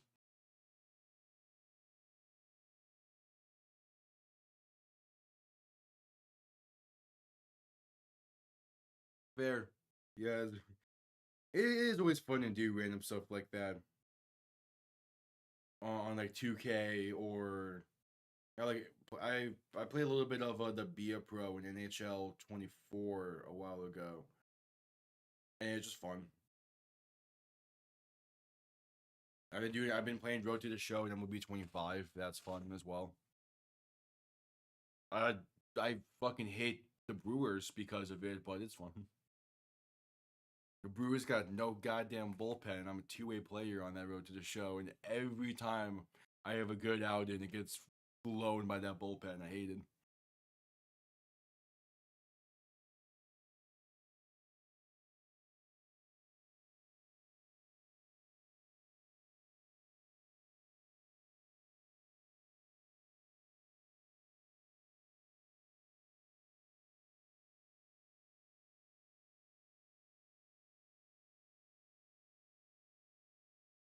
Nice. Yeah, I'm like halfway through the first full season for that. I'm not playing it hours and hours a day. I'm doing like 2 or 3 series a day whenever I have time. I'm doing that on top of like other shit that I'm trying to play and get done. And that's the thing. That's the thing with sports games that like my mindset has kind of changed on them over the years after like getting out of the Madden hole. It's just yeah, I don't care about playing vanilla. Yeah, I mean I when it comes to like when I play NHL franchise, I typically sim the majority of games in that season. But like when it's like the road to the show, the my careers and stuff like that, I like to play every single game. It makes it take a little bit longer, yeah, but I don't care.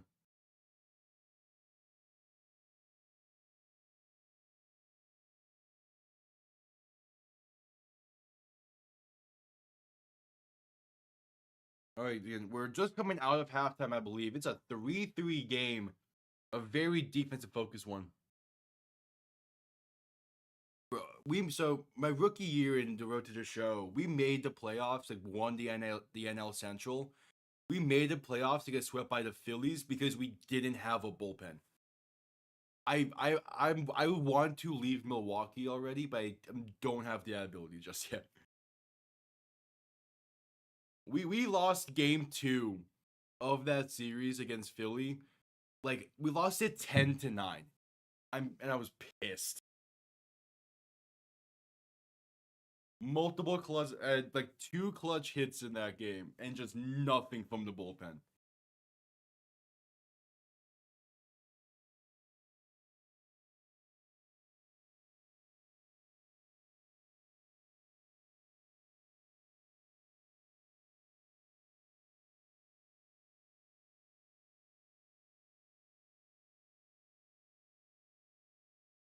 Nice, that's nice.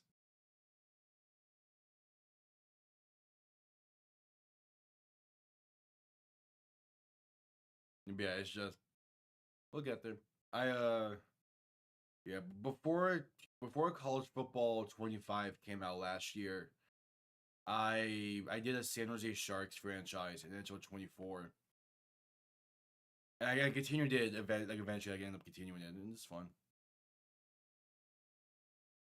Like there's a like I've like my level of enjoyment between a football video game and like MLB or NHL is so different and I like it. Like because I'm so locked in on football and everything, I cannot get behind Madden anymore. It pisses me off too much. The other games I don't care if I get cheated the same way I would in Madden because I just don't care about that sport. The Pirates? Damn.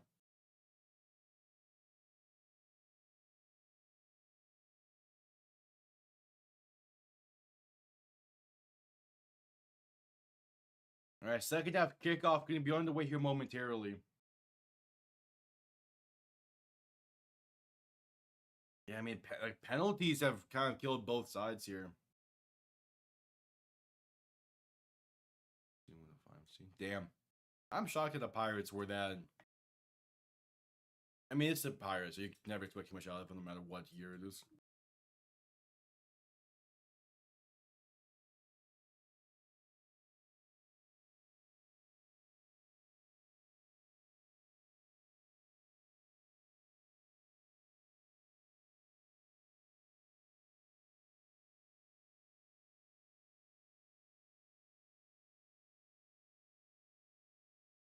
All right, yeah, we're gonna be seeing the start of the second half here momentarily. Arlington only having the ball for 6 minutes in this one, compared to 15 from Houston.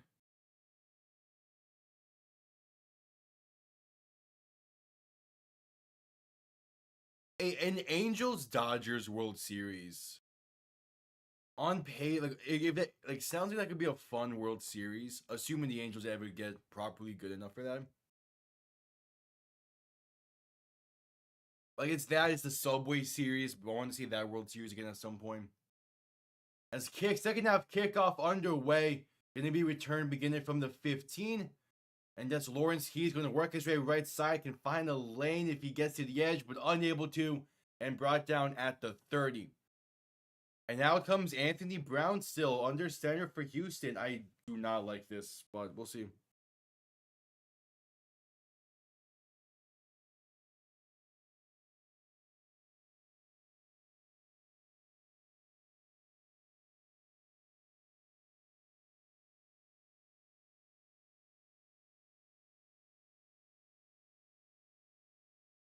All right, so first and 10.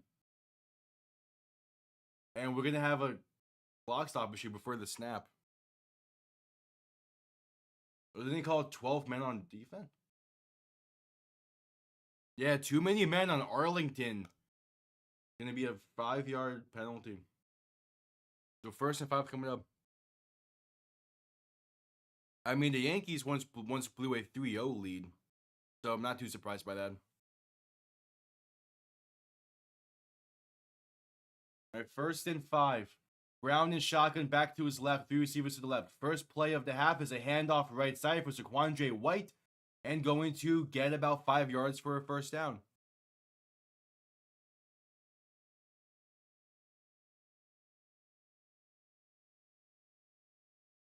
Yeah, they're gonna go up tempo here. Try to get Anthony Brown into a rhythm. So in shotgun, back to his right, 3 receivers to the left, ball in the 41. Going to hand this off once again to Zaquandre White. And this time, met in the backfield for a loss of about 2. Will Clark, the tackle for loss there. And a second and long coming up.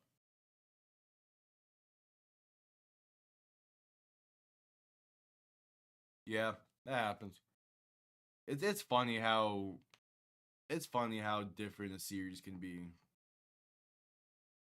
compared to like a year in, year out. All right, so Brown looking to throw on second and 13. Gonna step to his left to buy some time. Looking downfield, now just throwing one out of bounds, incomplete. A throwaway. A smarter decision there from Anthony Brown compared to earlier in the game, and even ones he made last week. So it was a 3rd and 13 coming up. That's just how shit goes sometimes. And also, it's games where like, I don't know, simulation takes into account something different at times, I believe. It's weird. Brown to throw on 3rd and 13. Pass time in the pocket, gonna pass right side, gonna be caught by Lawrence Keys, but not enough for the first down. It'll be a gain of about 8. And there's a 4th down coming up. So Arlington's defense does their job to start the half. And we'll see Luis Perez for the first time today. Or first time in this third half. In the second half, I mean, I don't know. But first time in the second half after this punt. When is Ovi going to break this record?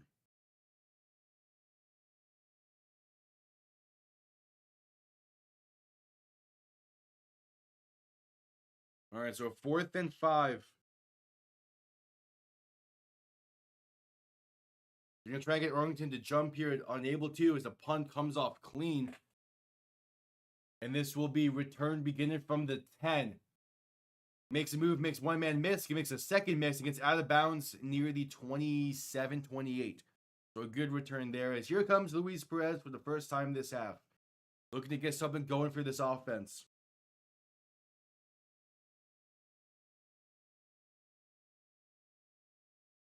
Yeah, Jets want to move to a running back by committee.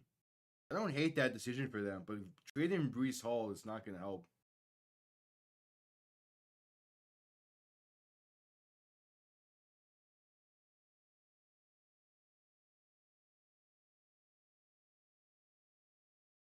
All right, so Perez and shotgun back to his right. 2 receiving options to each side. And going to hand this off to Balaj left side. Has the lane and picks up about 5.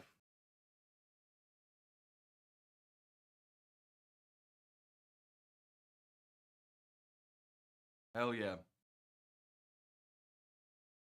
That's a damn good career so far.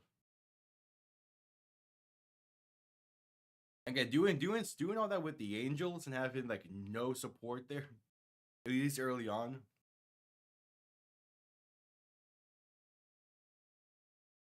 All right, so 2nd and 5 now. Perez and shotgun back behind him. 3 receiving options to the right.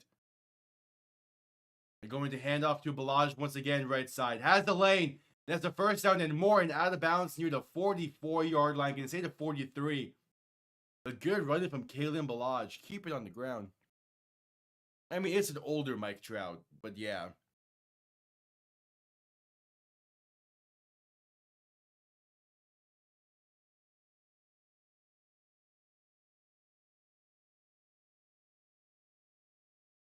All right, 1st and 10. Perez and shotgun going to look to throw. Pass right side. That's going to be incomplete. Looking for Isaiah Winstead. And he wants a flag. None thrown. Keenan Isaac in coverage. And that's a tough one there. You wanted a flag, but they have not been calling pass interference today.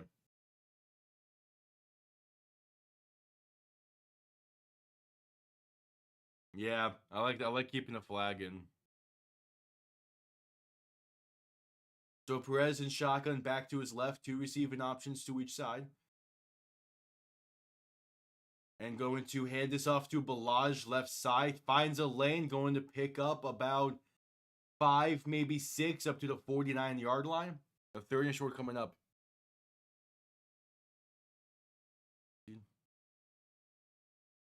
Nice.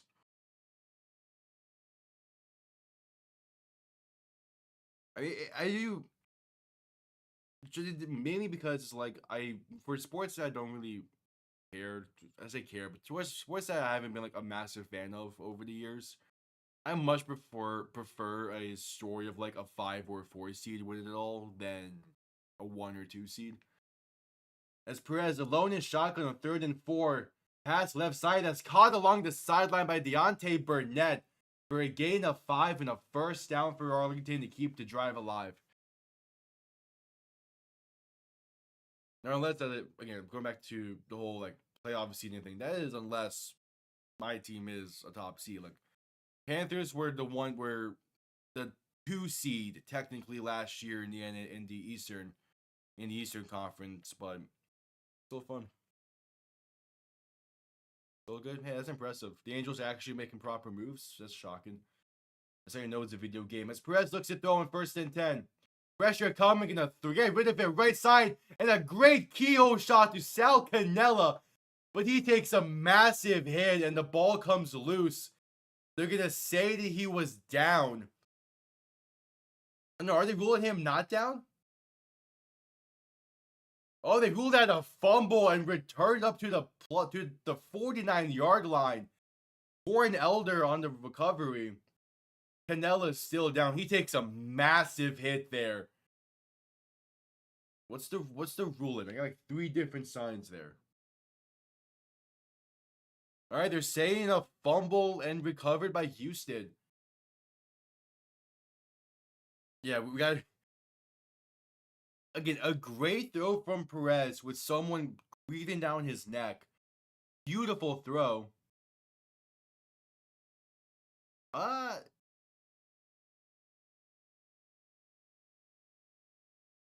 It's clean, definitely. The question is, does the ball come loose? What's the...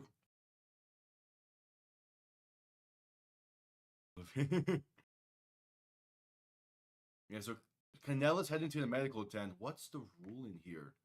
ESPN still has it be Arlington ball. What's the ruling? If this is a fumble, it's Houston ball near midfield at their own 49. If they say that he is down, it is Arlington ball near the 20.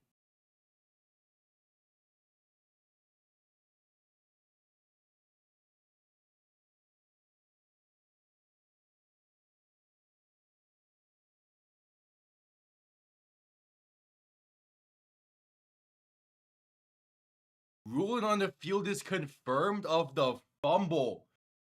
Houston's defense making a great play there.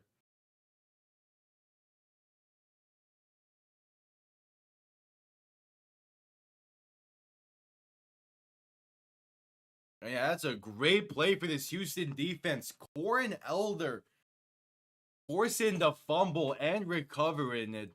And then a great return of about 20 or so yards. Now Anthony Brown in shotgun back to his left. 3 receivers to the left as well. Going to shift it back to his right. 9.5 to play in the third. Brown looking to throw. Pressure coming. Pass left side. Overthrown and picked off. Intercepted. Going to be returned. Past the 45. Past the 50. Past the 45 to 40. 35 and down to the 33. There is a penalty down. But Ajeen Harris with the interception. It will be Arlington ball. So a great play by Houston's defense gets matched by a great play by Arlington's defense. Pressure in his face, forces the high throw towards Justin Hall. So they're going to call a face mask on Arlington as a spot foul. So it will be Arlington ball. But not as great of starting field position. But what a play from that front seven of Arlington to force the errant pass. And then the interception to follow.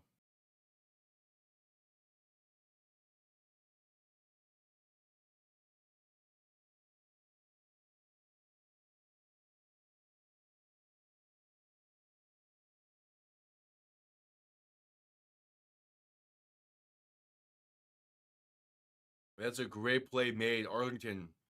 Ooh. Get back to it.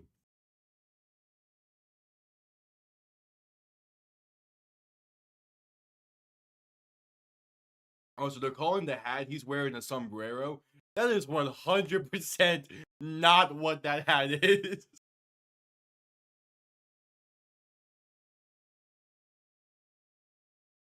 Juan Soto to the Rays. Jeez. I assume he took the out then of that contract. Year 23. Damn. All right, so Perez and shotgun back to his left. 2 receiving options to each side. Ball on their own 37. As Perez is going to hand this off to Balaj, but he's met instantly in the backfield for a loss of 5, maybe 6.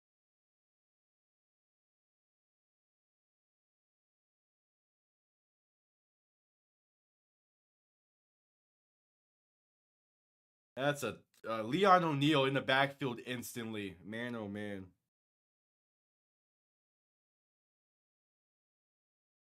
As Ovi has done it.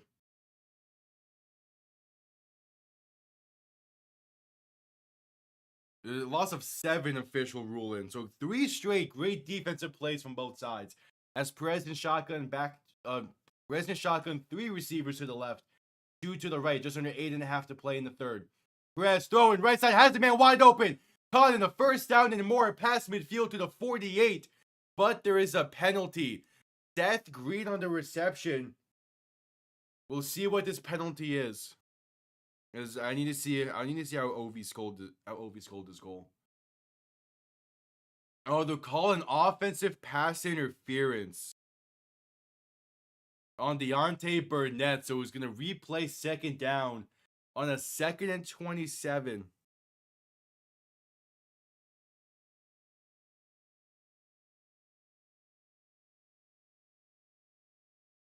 Now the broadcast is talking about it. Alex Ovechkin, the new all-time career goal scorer.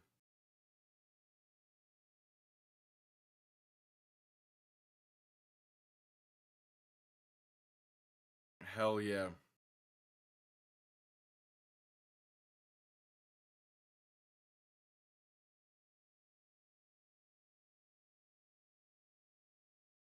So 2nd and 27, Perez and shotgun. Going to look to throw once again. Pressure coming, gonna step up. Now throwing over the middle. And what a catch by Seth Green. In triple coverage to the 32, making a more manageable third down. But still 3rd and long. Oh yeah, in my road to the show, it took me until like a month left in the season to get called up.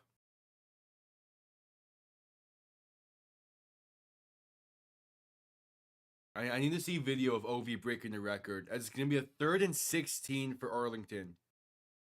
Come on, where's the? How has no one tweeted this yet? There we go.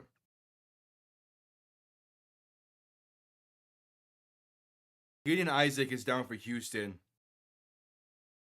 Oh, what a shot to break their record, man. Hell yeah.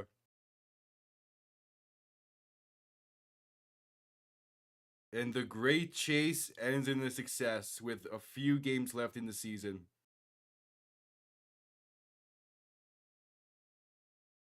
Oh yeah, I know you didn't. I'm just saying that like for me, that's what happened. Yeah, it took me to like a month left into the season. I I need honestly again, if the Panthers don't repeat, I would want it to be the Capitals to win the cup this year. Like Ovi completes the chase, he can retire from the NHL on a cup win, as I know he has plans to play in the KHL after this. So like, what might be Ovi's last year in the NHL, I want him to go out on a cup. All right, 3rd and 16. Perez alone in shotgun. 3 receivers to the left, 2 to the right.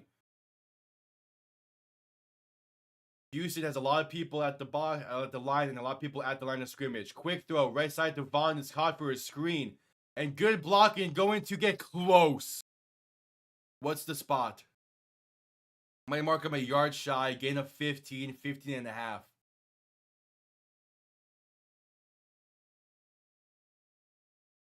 They're going to mark him shy by about half a yard. Arlington might go for this here. Winnipeg versus Florida. That could be fun. I do not want to play a Canadian team again, though. Especially if Florida has a chance to repeat, I would want it to be against like Colorado or something. All right, gonna go for it on 4th and 1. Perez in shotgun, back to his right. Gonna play action and dump off in the flat right side to Winstead, and stuffed at the line. No gain. Leon O'Neal, a great tackle, and Houston's defense has shown out today.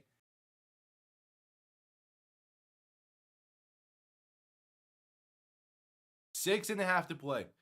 I would love it if it's St. Louis versus Florida for the cup this year. I would love it. I doubt it, but I would love it.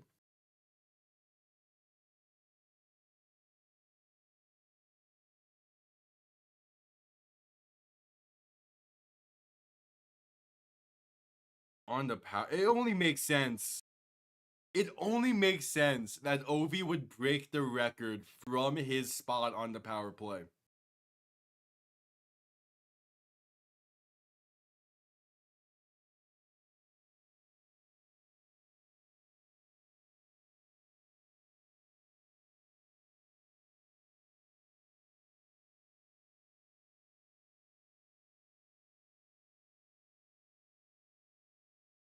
That is a man. I am pissed that I wasn't able to truly tune into that game.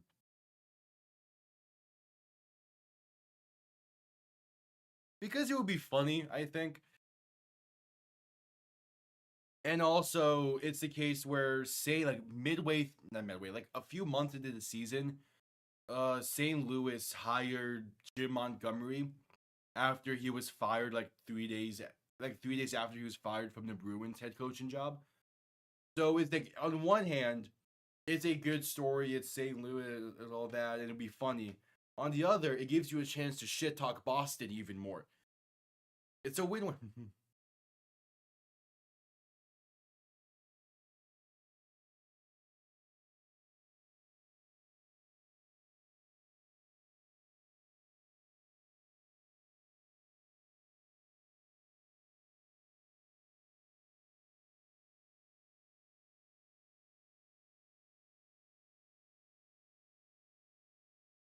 I don't think they're not the worst team in the East, are they? If they are, that's funny. But I know that they're probably not going to make the playoffs out East, which is funny.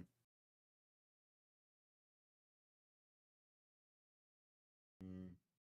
Oh yeah, they are the second worst team out East. What the? No, if the Bruins finish as the worst,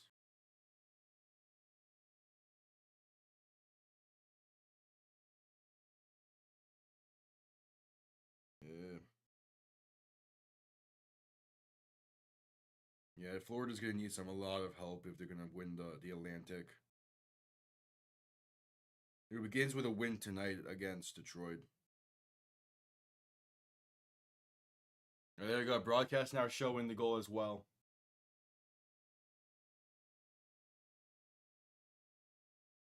That is awesome.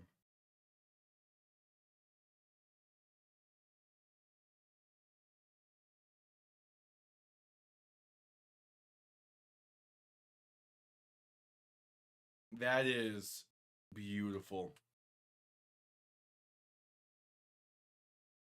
Yeah, I knew they were eliminated, but I didn't know Boston was the second worst team in the East right now.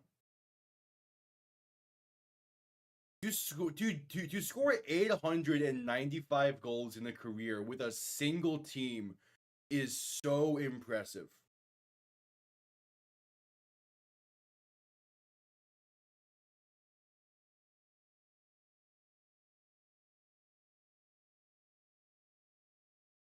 All right, 6.5 to play in the third. Brown and shotgun back to his left. And there's a handoff up the middle for Zaquandre Wright. For Zaquandre White. Good moves in the gain of about 10 for a first down. This is a big drive for Houston.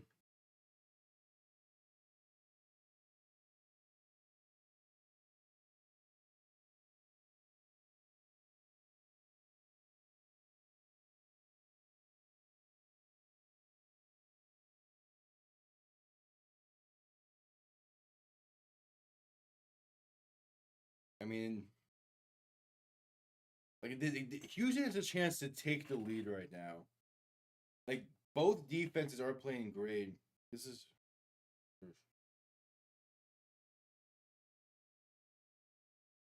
a rough showing from both offenses. It's been a rough showing for every offense so far this week. Yeah, there's a Roughnecks slow to get up.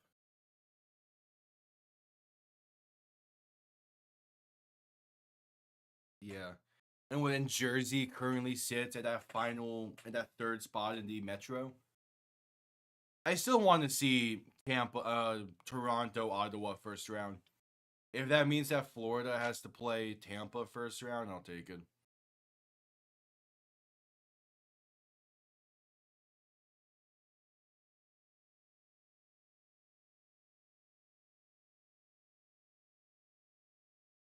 There's a 1st and 10. Brown alone in shotgun. 3 receivers to the left, 2 to the right. Ball on the 36-yard line. Brown, quick throw, right side, caught by Merritt for his screen, and that's a gain of about 8. Oh yeah, I don't care if we win the division either. It would have been nice. I don't like the idea of not having home field against Tampa or home ice, but it doesn't matter. Okay, what needs to happen is we need to get healthy.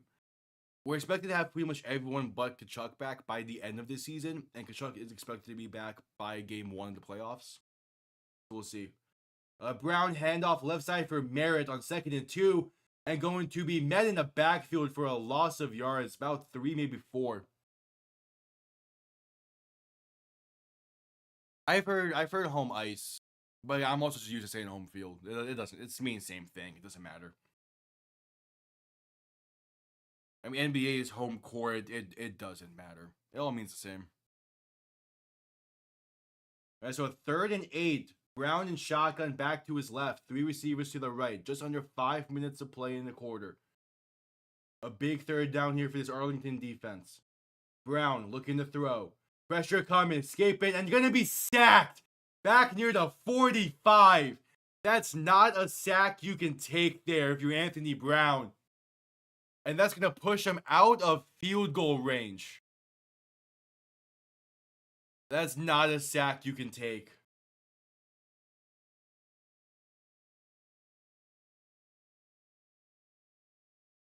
Yeah, that's Willie Taylor, the first in the backfield for the sack. That's not one you can take. MLB should change a lot of how they handle things, but they never will.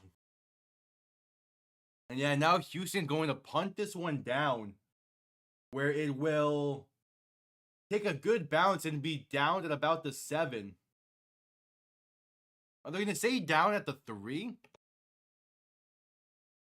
By the way, great punt for Houston, and Arlington gonna have to be Arlington can be backed up with 4 minutes to play in the quarter.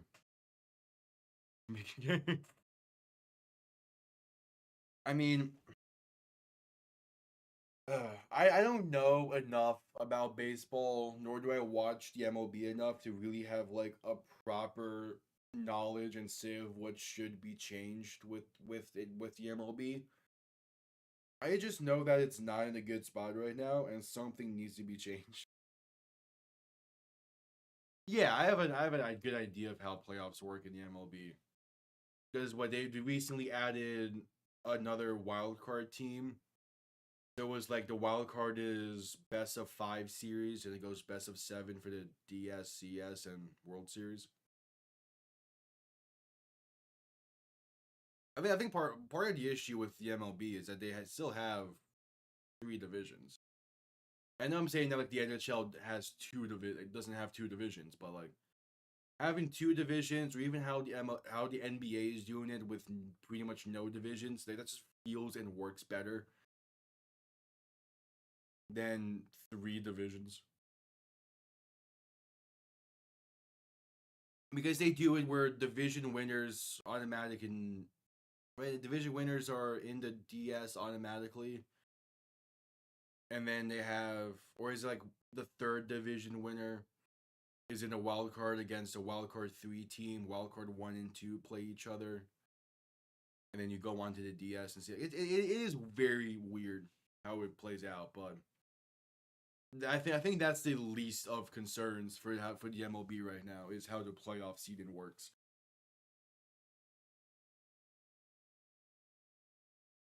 But again, I don't fully know that.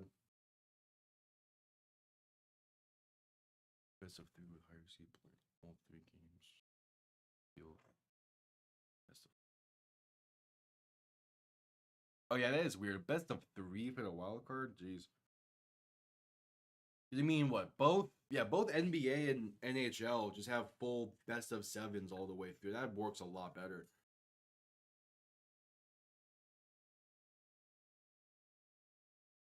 I can understand why they might have to make some of those logistical changes because you're not playing. I don't know. It's weird. It's weird. I don't get MLB. All right, so we ball on the 8-yard line. We're just coming back from commercial break. 3:59 to play in this quarter. It was still in the 3rd quarter, geez. Still tied up at 3. Perez in shotgun back to his right. 3 receiving options to the left. Ball on their own 8-yard line. Gonna send a man in motion left to right. Perez gonna hand off to Day Hunter left side and men in the backfield for a loss of 3.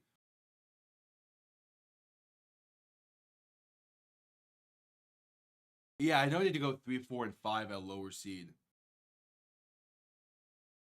Which that's how the NBA used to do it in the 90s. They did 3, 4, 5 at lower seed. But then they changed it. And then it makes sense to change it because Game 5 is such an important game. You would want it to be at the higher seed stadium. And so a 2nd and 12. Perez in shotgun back to his left looking to throw. Has time. Throw in right side for Winstead. Back shoulder. And it's caught at the 26. What a grab from Isaiah Winstead. As the chains continue to move now with 3 minutes to play in the quarter.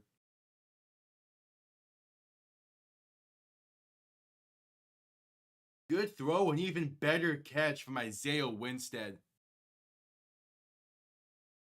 A big drive here. I mean, every offensive drive at this point is becoming massive drives. Perez in shotgun back to his left. 2 receiving options to each side. And going to hand this off up the middle for Hunter. Going to get about 2 up to the 29.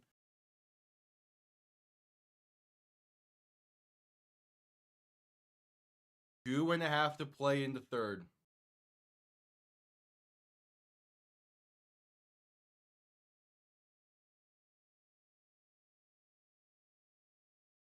All right. it. Perez in shotgun, back to his left, 2 receivers to each side. Get motion to back out wide to the left. That's Perez. Quick throw over the middle is dropped. Incomplete. Looking for Javonte Payton. And just couldn't hang on to it.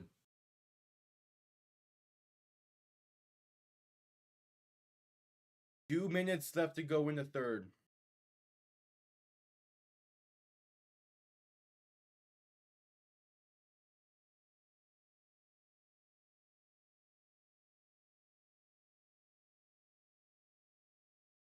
Perez in shotgun, back to his left. 2 receivers to each side. 3rd and 8. Perez to throw. Pressure coming. Pass over the middle. That's caught. First down and more. Javonte Payton down to the 46-yard line.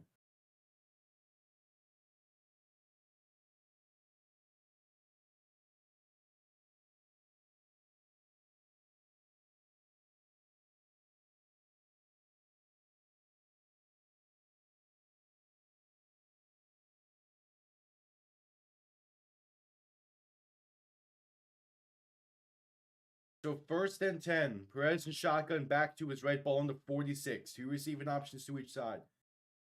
Handoff up the middle for Hunter, and that's going to be a good power run and pass midfield to about the plus 47. One more play at minimum is needed before the end of the quarter. We're at 45 seconds. 45 seconds left in the quarter, 22 left in the play clock.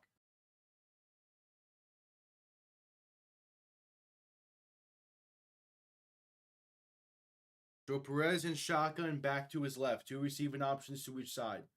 With a motion at tight end from the right to the left, as Perez is going to hand this off once again for Hunter. That's a first down run up to the 42-yard line. And that might bring us to the end. That'll probably bring us to the end of the quarter.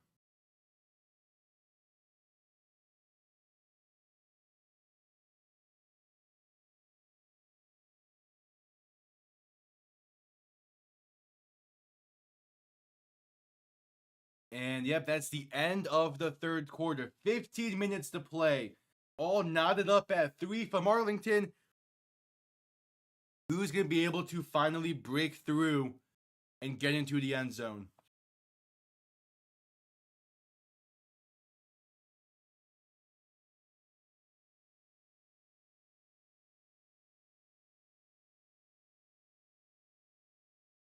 If we head to a commercial break.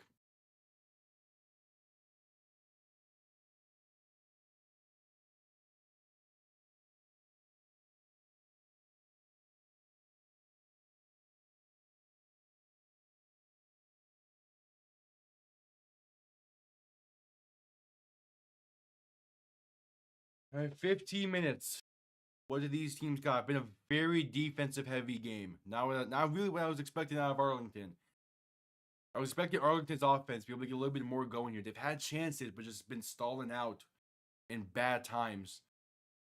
So we'll see. They also had that missed kick earlier in this game from 53 yards out. That so far has definitely impacted this game. As I believe that led to Houston's field goal on the very next drive. But nonetheless, it's a weird spot for both of these teams to be in.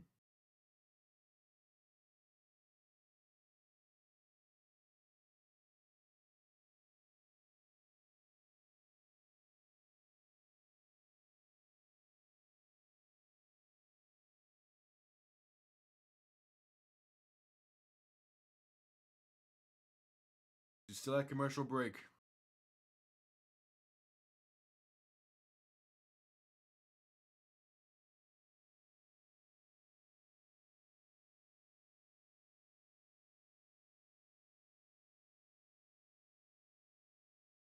Still at commercial break for the end of the third quarter.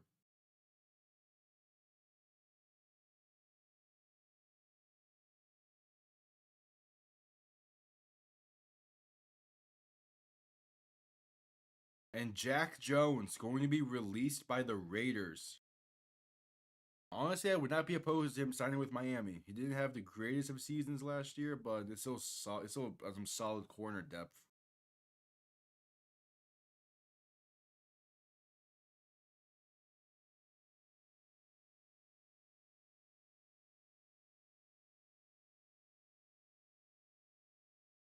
We shall see.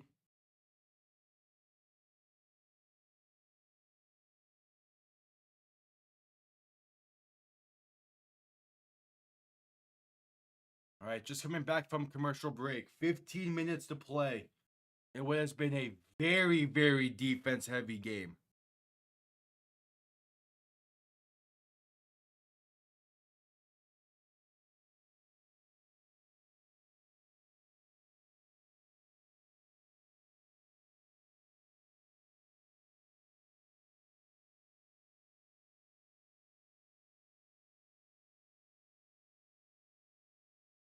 All right, 1st and 10 for Arlington.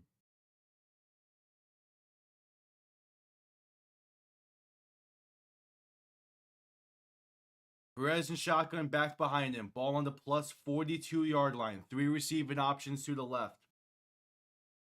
Perez going to hand this off up the middle for Hunter, and that's a gain of about 1.5 yards. If they can get inside the 35, that's about field goal range.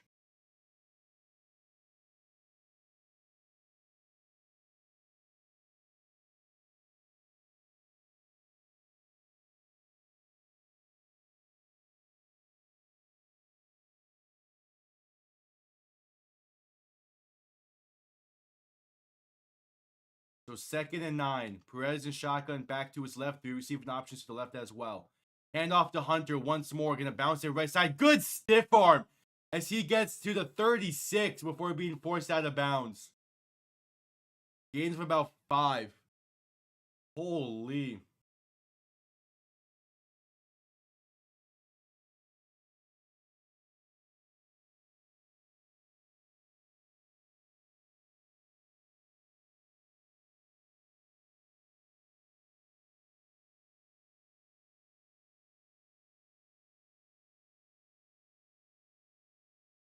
All right, so there's a Renegades going to be helped off the field.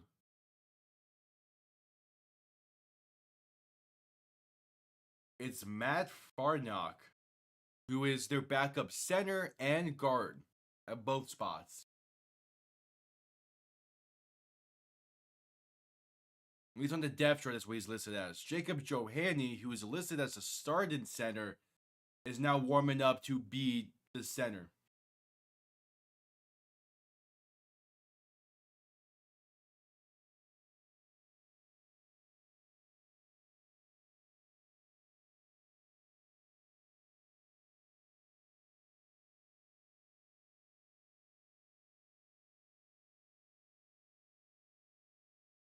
All right, a big 3rd and 4. Perez and shotgun back to his right. 2 receivers to each side. Motion in the back out wide to the left. Perez to throw. Pass over the middle. Caught. 1st down and more. Deontay Burnett down inside the 25 to the 23, maybe 24. And Arlington has entered field goal range as they look to take the lead late in this one.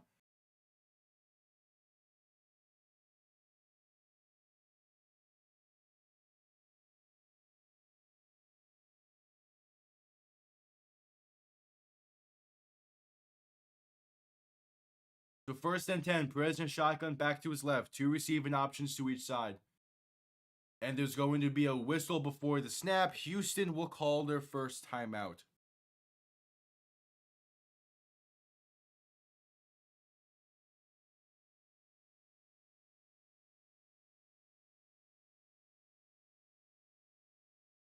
As we head to a commercial break with 13:26 to play in this one.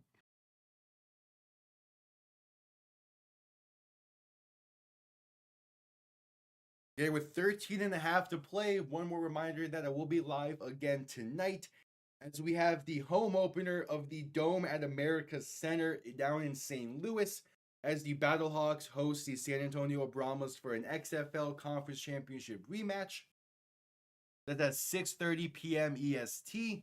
Week 3 kicks off on Friday at 8 o'clock PST, 8 o'clock EST, 8 o'clock p.m. EST.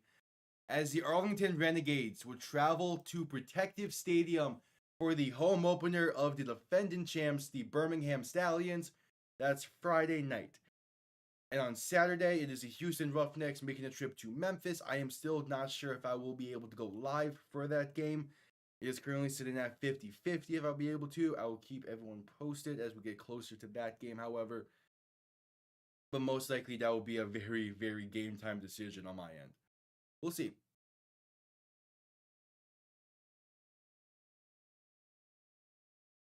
It was still at commercial break after Houston called their first timeout of the half.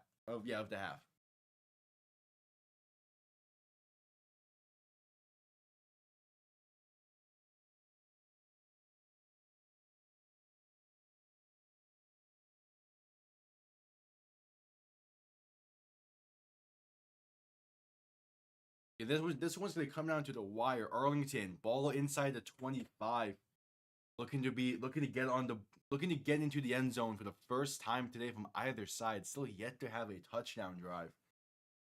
Both teams have shared field goals, but besides that, it has been a very defensive focused game.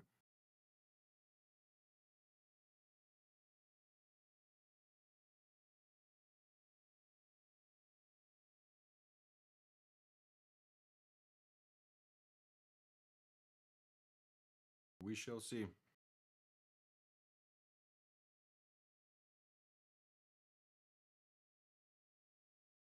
As we're still at commercial break here.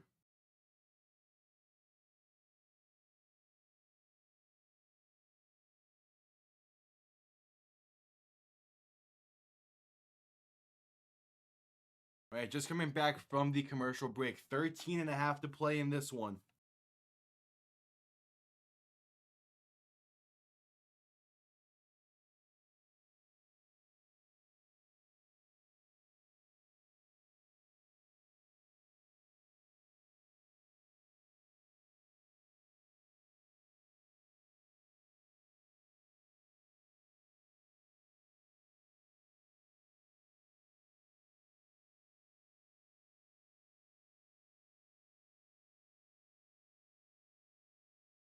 As they're going over the quarterback center exchange right now in the broadcast. Oh, that's Spiral. What the fuck?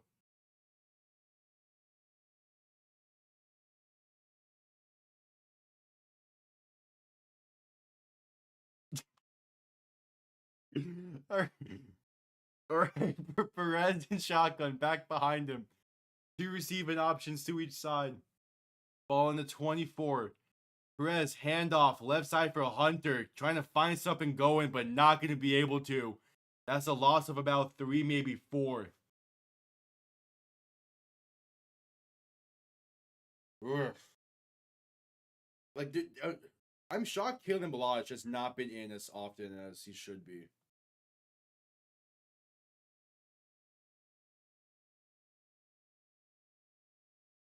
So 2nd and 14 now for Arlington. Perez is shotgun back to his right, 2 receivers to each side. Need to get the snap off, and they do in time. Perez to throw. Pressure coming, pass right side, wide open. It's caught by Day Hunter. And that's a gain of 15 for a first down for Arlington. They have entered the red zone to the 14. 14, maybe 13.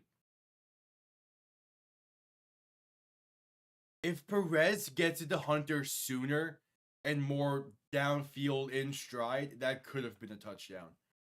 But it's still a great play nonetheless.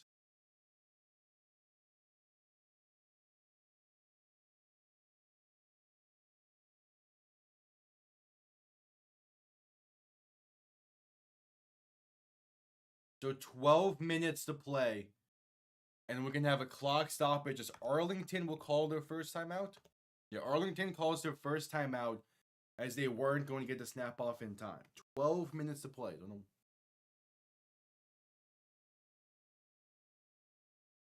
This has been one of the best drives of the game so far.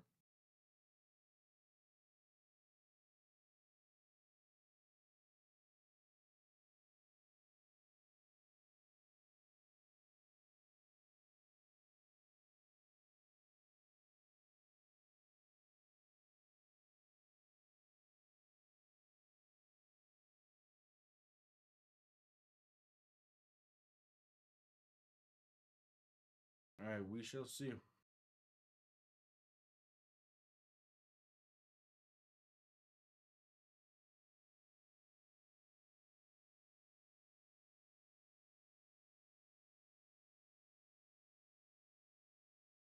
So Perez in shotgun, back to his left. Three receiving options to the left as well. 1st and 10 from the 13. Receiver set in motion left to right. That's Isaiah Winstead. Handoff up the middle. Hunter breaking tackles inside the 10 and down to the 8. A gain of 5. Arlington knocking on the door of the end zone here. Can they punch it in?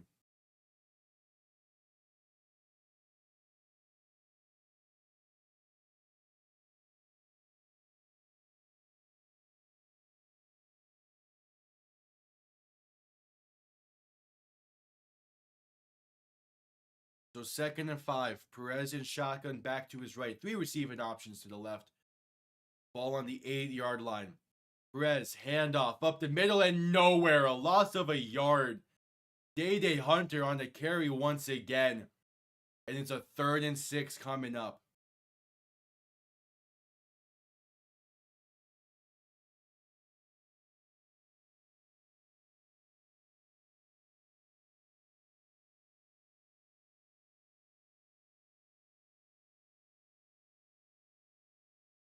All right, 3rd and 6. A big 3rd down here. And Arlington can pick up a 1st down from at the 3-yard line. Perez in shotgun back to his right. 3 receivers to the right as well. Perez to throw. Pass, end zone, right side. Deontay Burnett. Touchdown Arlington. They get on the board for the first time in a long while with 10.5 to play and a 6-point lead.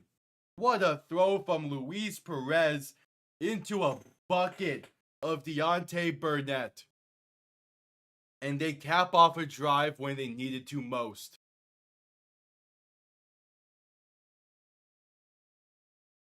Beautifully placed. Absolutely beautiful.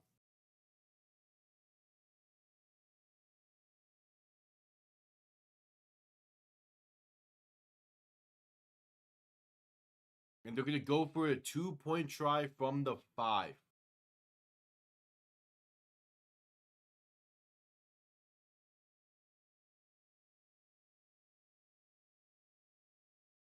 To make it an 8-point game. Perez in shotgun back to his left. Perez to throw. Has some time. Pass. End zone wide open. Back of the end zone. Deontay Burnett. It's an 8-point lead for the Renegades with 10.5 to play. Beautifully placed on both the touchdown and the conversion attempt. Just beautiful. And we head to a commercial break.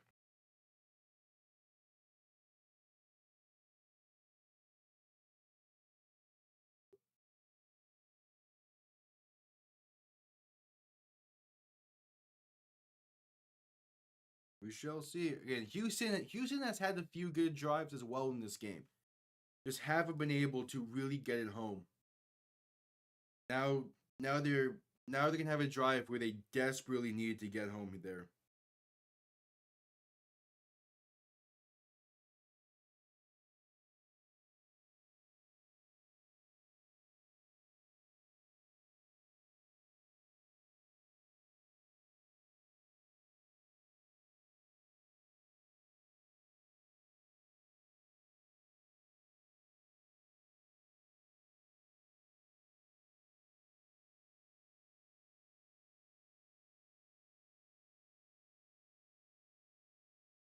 We're still at commercial break.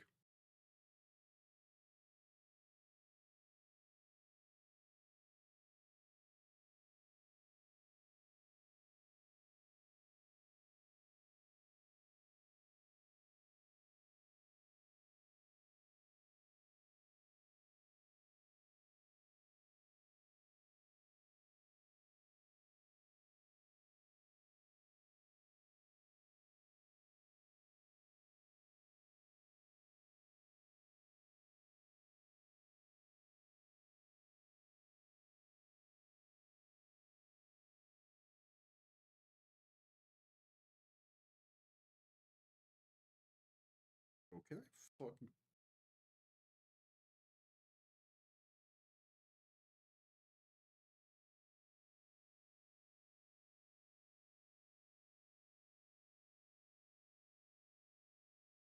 we're still at commercial break after Arlington took the 8-point lead.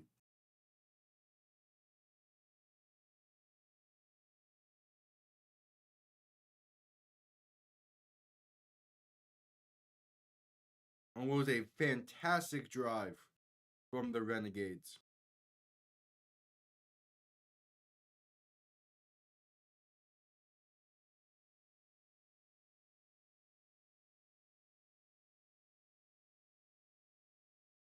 Oh, it seemed like we might see Nolan Henderson now.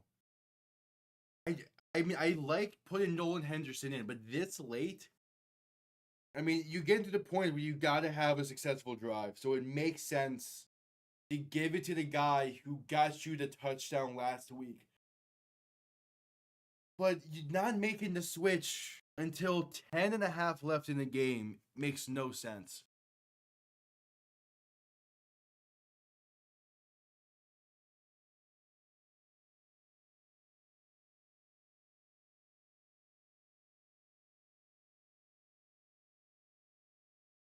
Ten and a half to play. Kickoff underway. Going to be returned beginning from the 5. Getting up past the 20, and Lawrence Keys gets to the 23. 10-26, and out comes Nolan Henderson. Finally. With 10-26, Nolan Henderson finally in the game. And he might have one drive to work with, because who knows?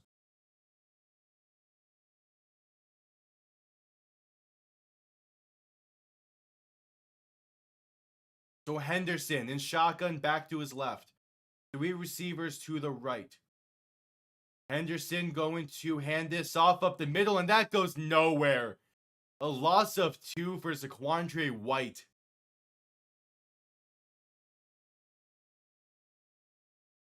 Gotta have it here, Houston.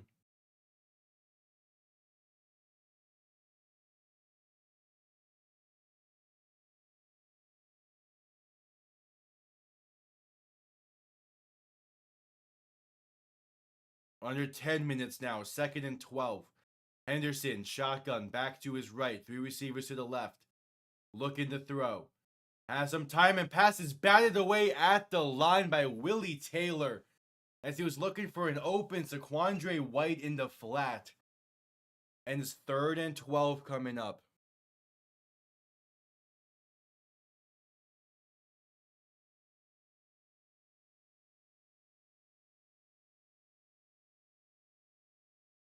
All right, a big 3rd down here.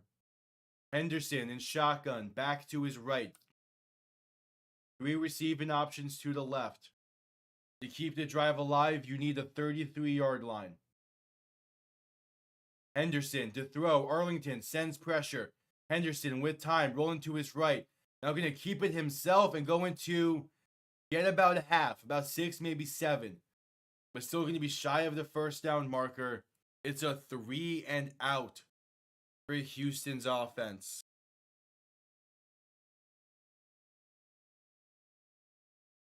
All right, it's a 3 and out. Houston's defense is going to need to come up massive here. As we're under 9 minutes to play. Another scoring drive from Arlington might just might do it.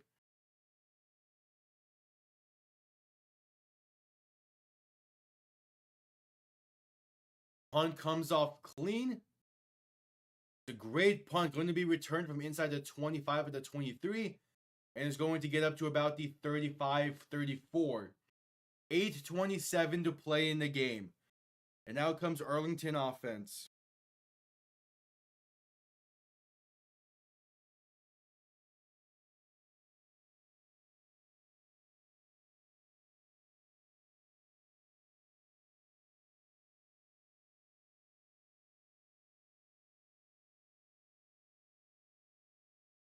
All right, it's a one-score game still, but another scoring drive here from Arlington will push it to a two-score game. And now would be a great time for this ground game to get going. Perez in shotgun, back to his right.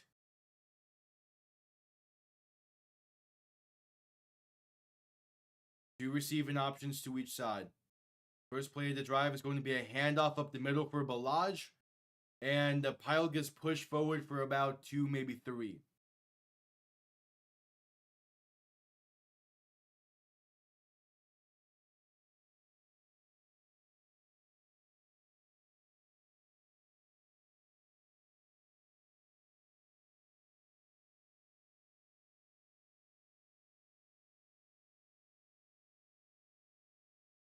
All right, so 2nd and 8. Under 8 minutes to play now. Perez and shotgun back to his right. Two receiving options to each side. Houston look like they're going to be sending pressure off their right side, and they do. Handoff, Balaj up the middle. Going to find a lane and get to the 40-yard line. A 3rd and 4 coming up.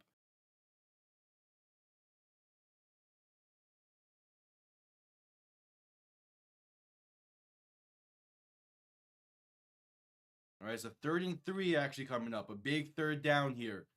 Under 7.5 to play. First down allows him to keep allows him to keep the clock moving.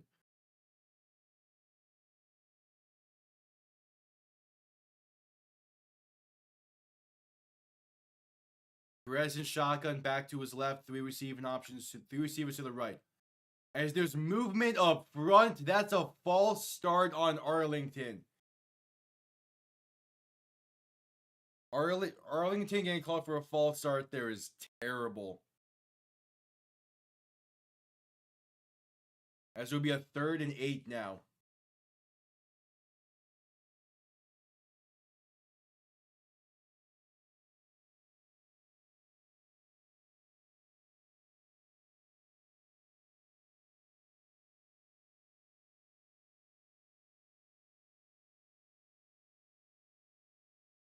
All right, so 3rd and 8. Perez and shotgun back to his left. Three receivers to the right. A big 3rd down here. 7:05 to play in the game. Perez to throw. Houston sends pressure. And Perez unable to avoid it and sacked. Back at the 27-yard line.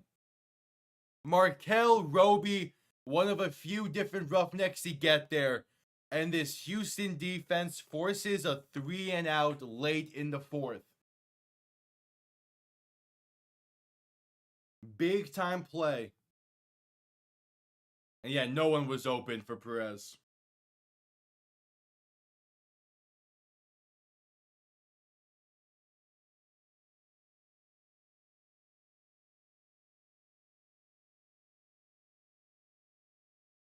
All right, the punt by Marquette King comes off clean. Going to be returned beginning from the 28. And going to get up to the 39 for Justin Hall. 6:13 to play in the game.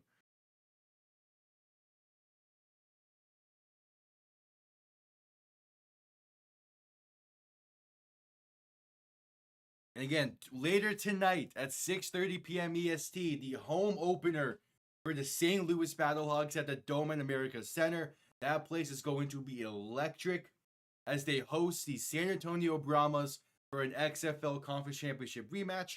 That's at 6:30 p.m. EST. I will be live for that.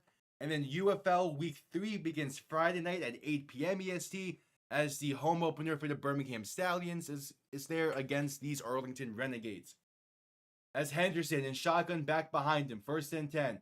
Play action looking to throw. Passing the flat is going to be dropped. Incomplete. Looking for Josh Peterson, the son of head coach Doug Peterson.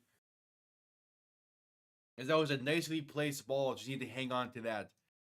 6 minutes to play. Clock continues to run.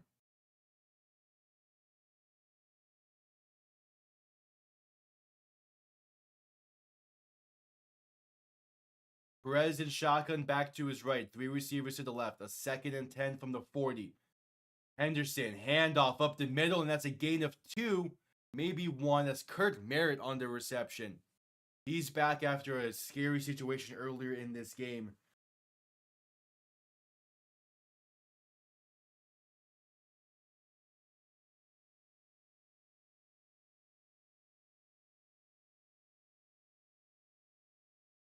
Now a big third down.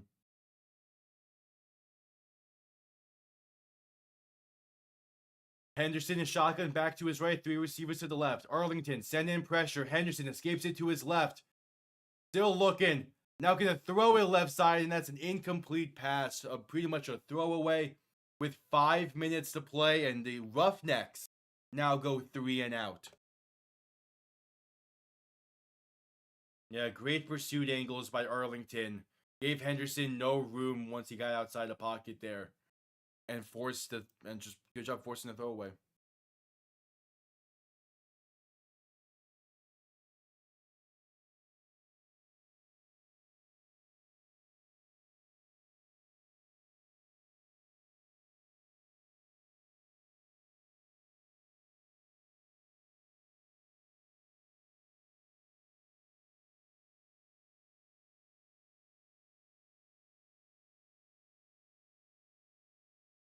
As Houston gonna send this one down, punt comes off clean.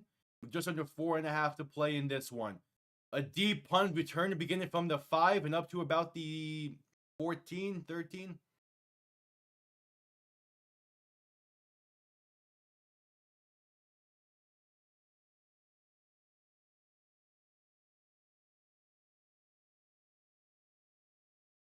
Now a big series of downs here. It's just about 4:15 to play.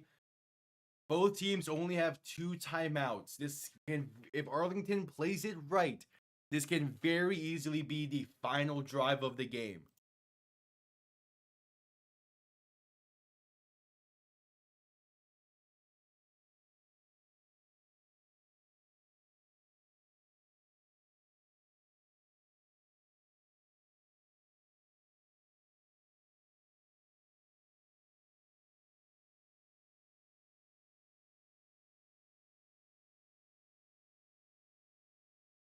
So 1st and 10, Perez and shotgun back to his left. 2 receiving options to each side. Handoff up the middle, and that goes nowhere. Day Hunter gets nothing on that one. So 2nd and 10 coming up as clock continues to run.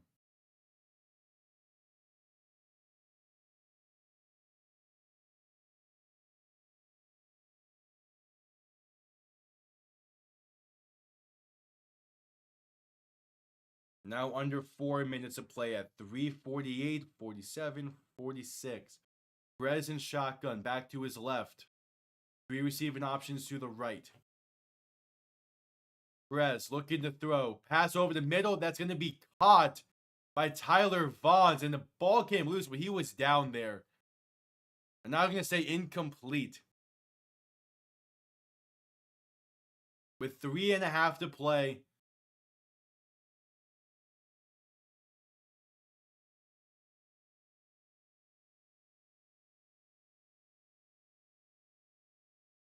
As Blandino's going to take a look at this. And yeah, it's going to be incomplete.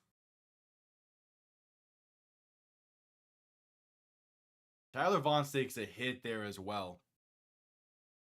It's going to be a 3rd and 10, 3rd and 9.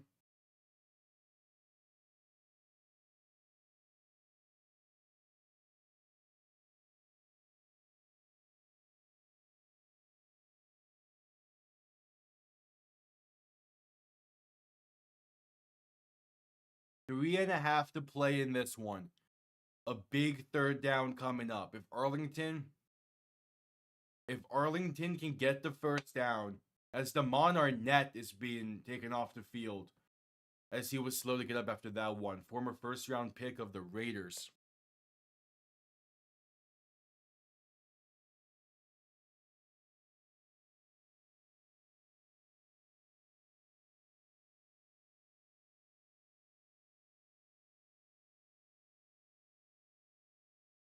So Perez and shotgun back to his right. 2 receivers to each side. Get a motion, one of them right to left.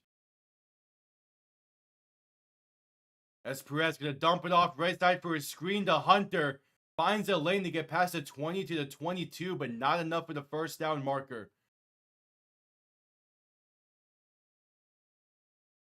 As Houston still not gonna call their time. Now Houston will call their 2nd timeout.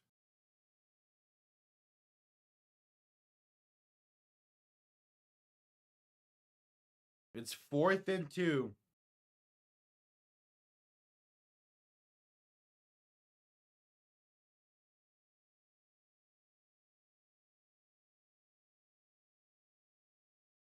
A big drive coming up here. A big drive coming up here for Houston. Marquette King on to send this one down.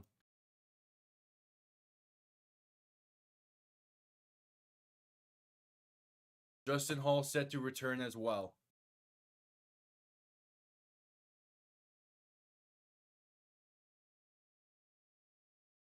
King's punt comes off clean. This is going to bounce at the 41 and bounce out of bounds to the 33. That's where Anthony Brown taking the field once again. So Nolan Henderson got 2 drives. Now it's up to Anthony Brown to try and get Houston into the end zone.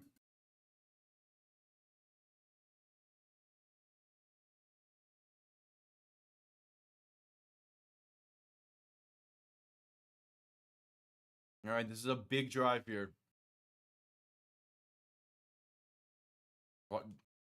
One timeout remains for Houston. Brown in shotgun, back to his right. 3 receivers to the left. Brown gonna hand this off to Saquandre White up the middle. He gets to about the 40. And they're gonna go with a little bit of an up-tempo here. Brown in shotgun, back to his left. 3 receivers to the right. 2:40 to play now in the game. As Brown looks to throw on 2nd and 3. Pressure coming, pass right side is off the mark, looking for Justin Hall. Too far outside and incomplete. Pressure up the middle, forced the bad pass as he couldn't step into it.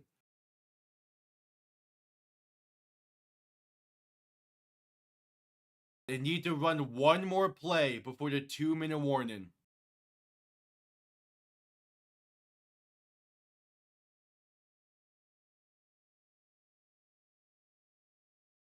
So Brown in shotgun, back to his left. 3 receivers to the right. You're in 4-down territory. Final play before the 2-minute warning.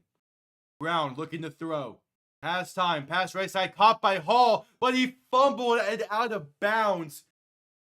They might rule this incomplete. And now they're ruling it incomplete. A 4th down coming up as we head to the 2-minute warning. A great defensive play from Arlington.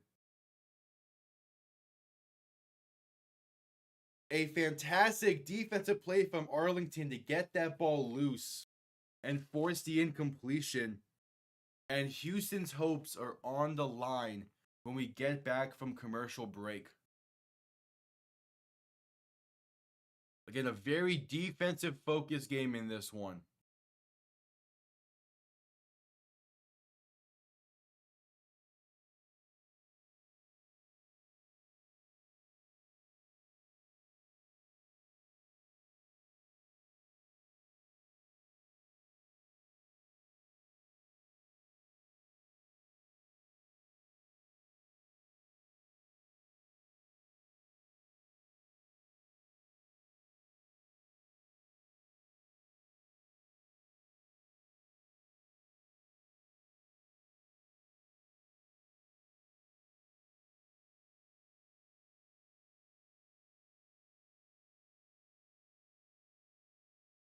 It was still that commercial break for the 2-minute warning.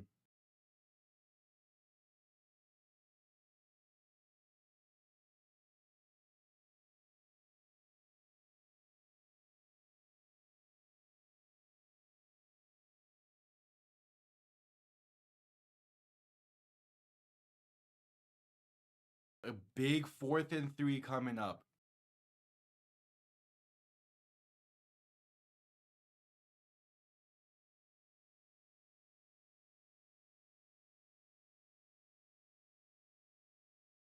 A big 4th and 3.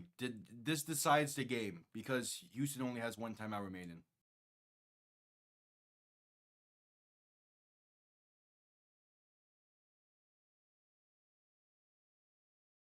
This would basically decide the game.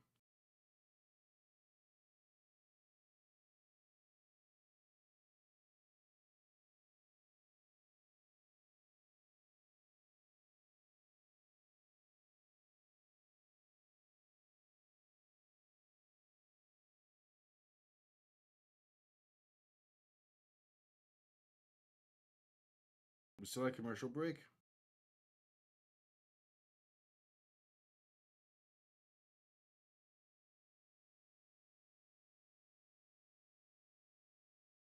Type it on the Apple Watch.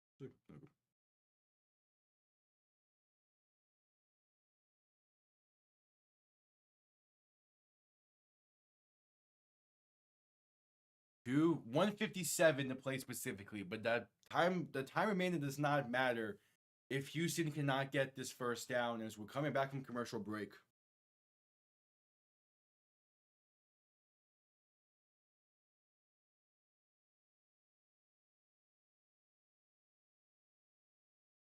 That's a great play from Ajene Harris, who had the interception earlier in this game. And now 4th and 3, game on the line.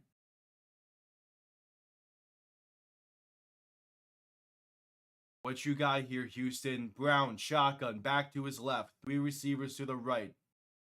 Looking to throw. Brown, throwing, left side. Did he get his feet in? They're saying he did.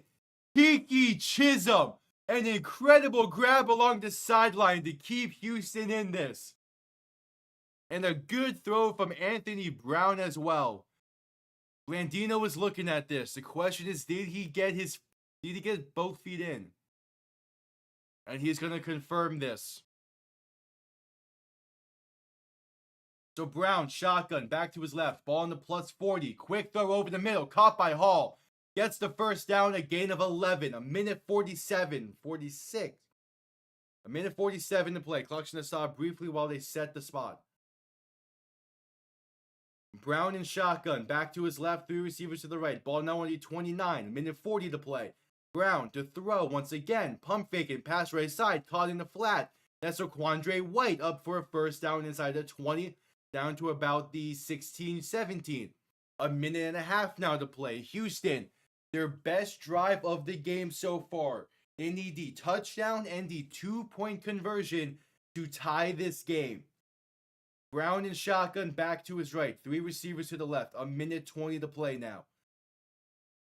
Brown to throw. Arlington sends pressure. Pass right side. End zone. Touchdown Houston. Emmanuel Butler. And they're a 2-point try away from tying this game at 11. A minute 13 to play. What a drive from Anthony Brown. 2 beautiful throws on this drive. And Emmanuel Butler. I haven't called his name a lot this season, but he makes a big time play when needed. Going for 2 points from the 5. If they don't get this, it's not entirely over, as they would have the 4th and 12 from their own 28. This will tie the game at 11. Brown and shotgun, back to his left. 3 receivers to the right. You need 5 yards, because you gotta have it. Brown to throw. Has time, rolling to his right to buy some more. Escapes 1 sack. Now gonna take it himself and going to stretch forward. And they're saying down at the 1. Anthony Brown just barely doesn't get in.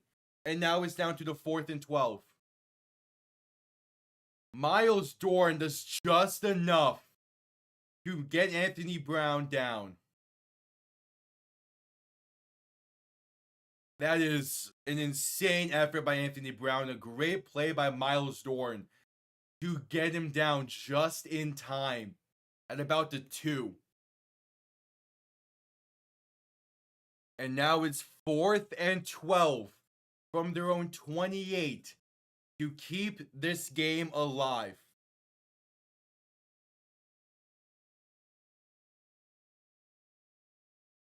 From last season, there was 3 successful 4th and 12s compared of the 7 that were tried. None bigger than the one that San Antonio got last year in week 1 against Memphis that led to them coming back and winning that game. With a minute 13 to play, a 4th and 12 from their own 28. This is your gotta have it play for Houston. No pass should be shorter than 12 yards. You gotta throw it past the sticks. Need to get to the 40. Brown and shotgun back to his left. 3 receivers to the right. For the game. One shot. Brown looking to throw. Arlington sends pressure. Gets picked up. Pass over the middle is incomplete. Looking for Emmanuel Butler. Couldn't hang on. Jamar Summers in coverage to force the ball loose. And that should just about do it. Ball is placed perfectly, but good coverage from Summers. Hit him in the hands. Gotta have it if you're Emmanuel Butler there. 1:09 to play. All Arlington needs to do is knee this ball out, basically.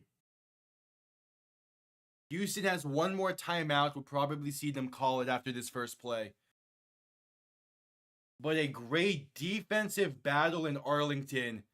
And a fourth quarter that led to some excitement, just like last night. As the Arlington Renegades are looking to extend to 2-0 on the season. Perez in shotgun back behind him. 3 receiving options to the right. Just don't hang on to the ball. Handoff, Balaj right side. And he's going to lose about 3 on the play, but he hangs on to the ball. And Houston calls their final timeout with 1 minute to play. 1 minute to play. 2 more plays are needed, basically. It's a 2nd and 14.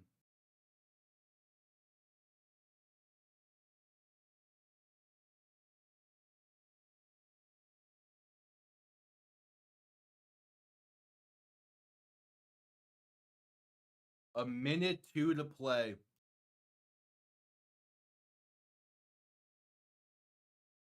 I mean, yeah, just a victory formation now. Just victory formation. No, just go victory formation. Why are you running the same play? Just need a ball out. Perez and shotgun back behind him. 3 receiving options to the right. You can run the same play.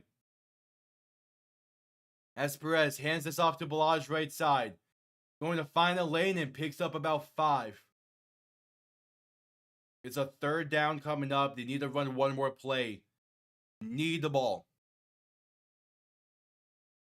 Oh, it's Balaj's face mask comes off after that one.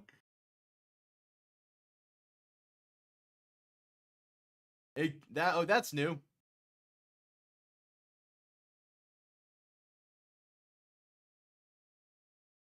Yeah, just gonna go victory for. Never mind. Present shotgun back to his right. 3 receiving options to the right as well. Why are they not in victory formation? All right, there we go. We're gonna have a clock stoppage. Arlington calls timeout. Victory formation. There you go. Thank you, Bob Stoops.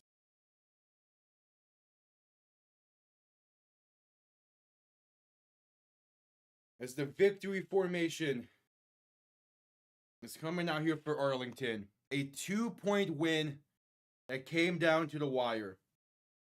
A defensive showcase from both sides here. Both sides have some work to do.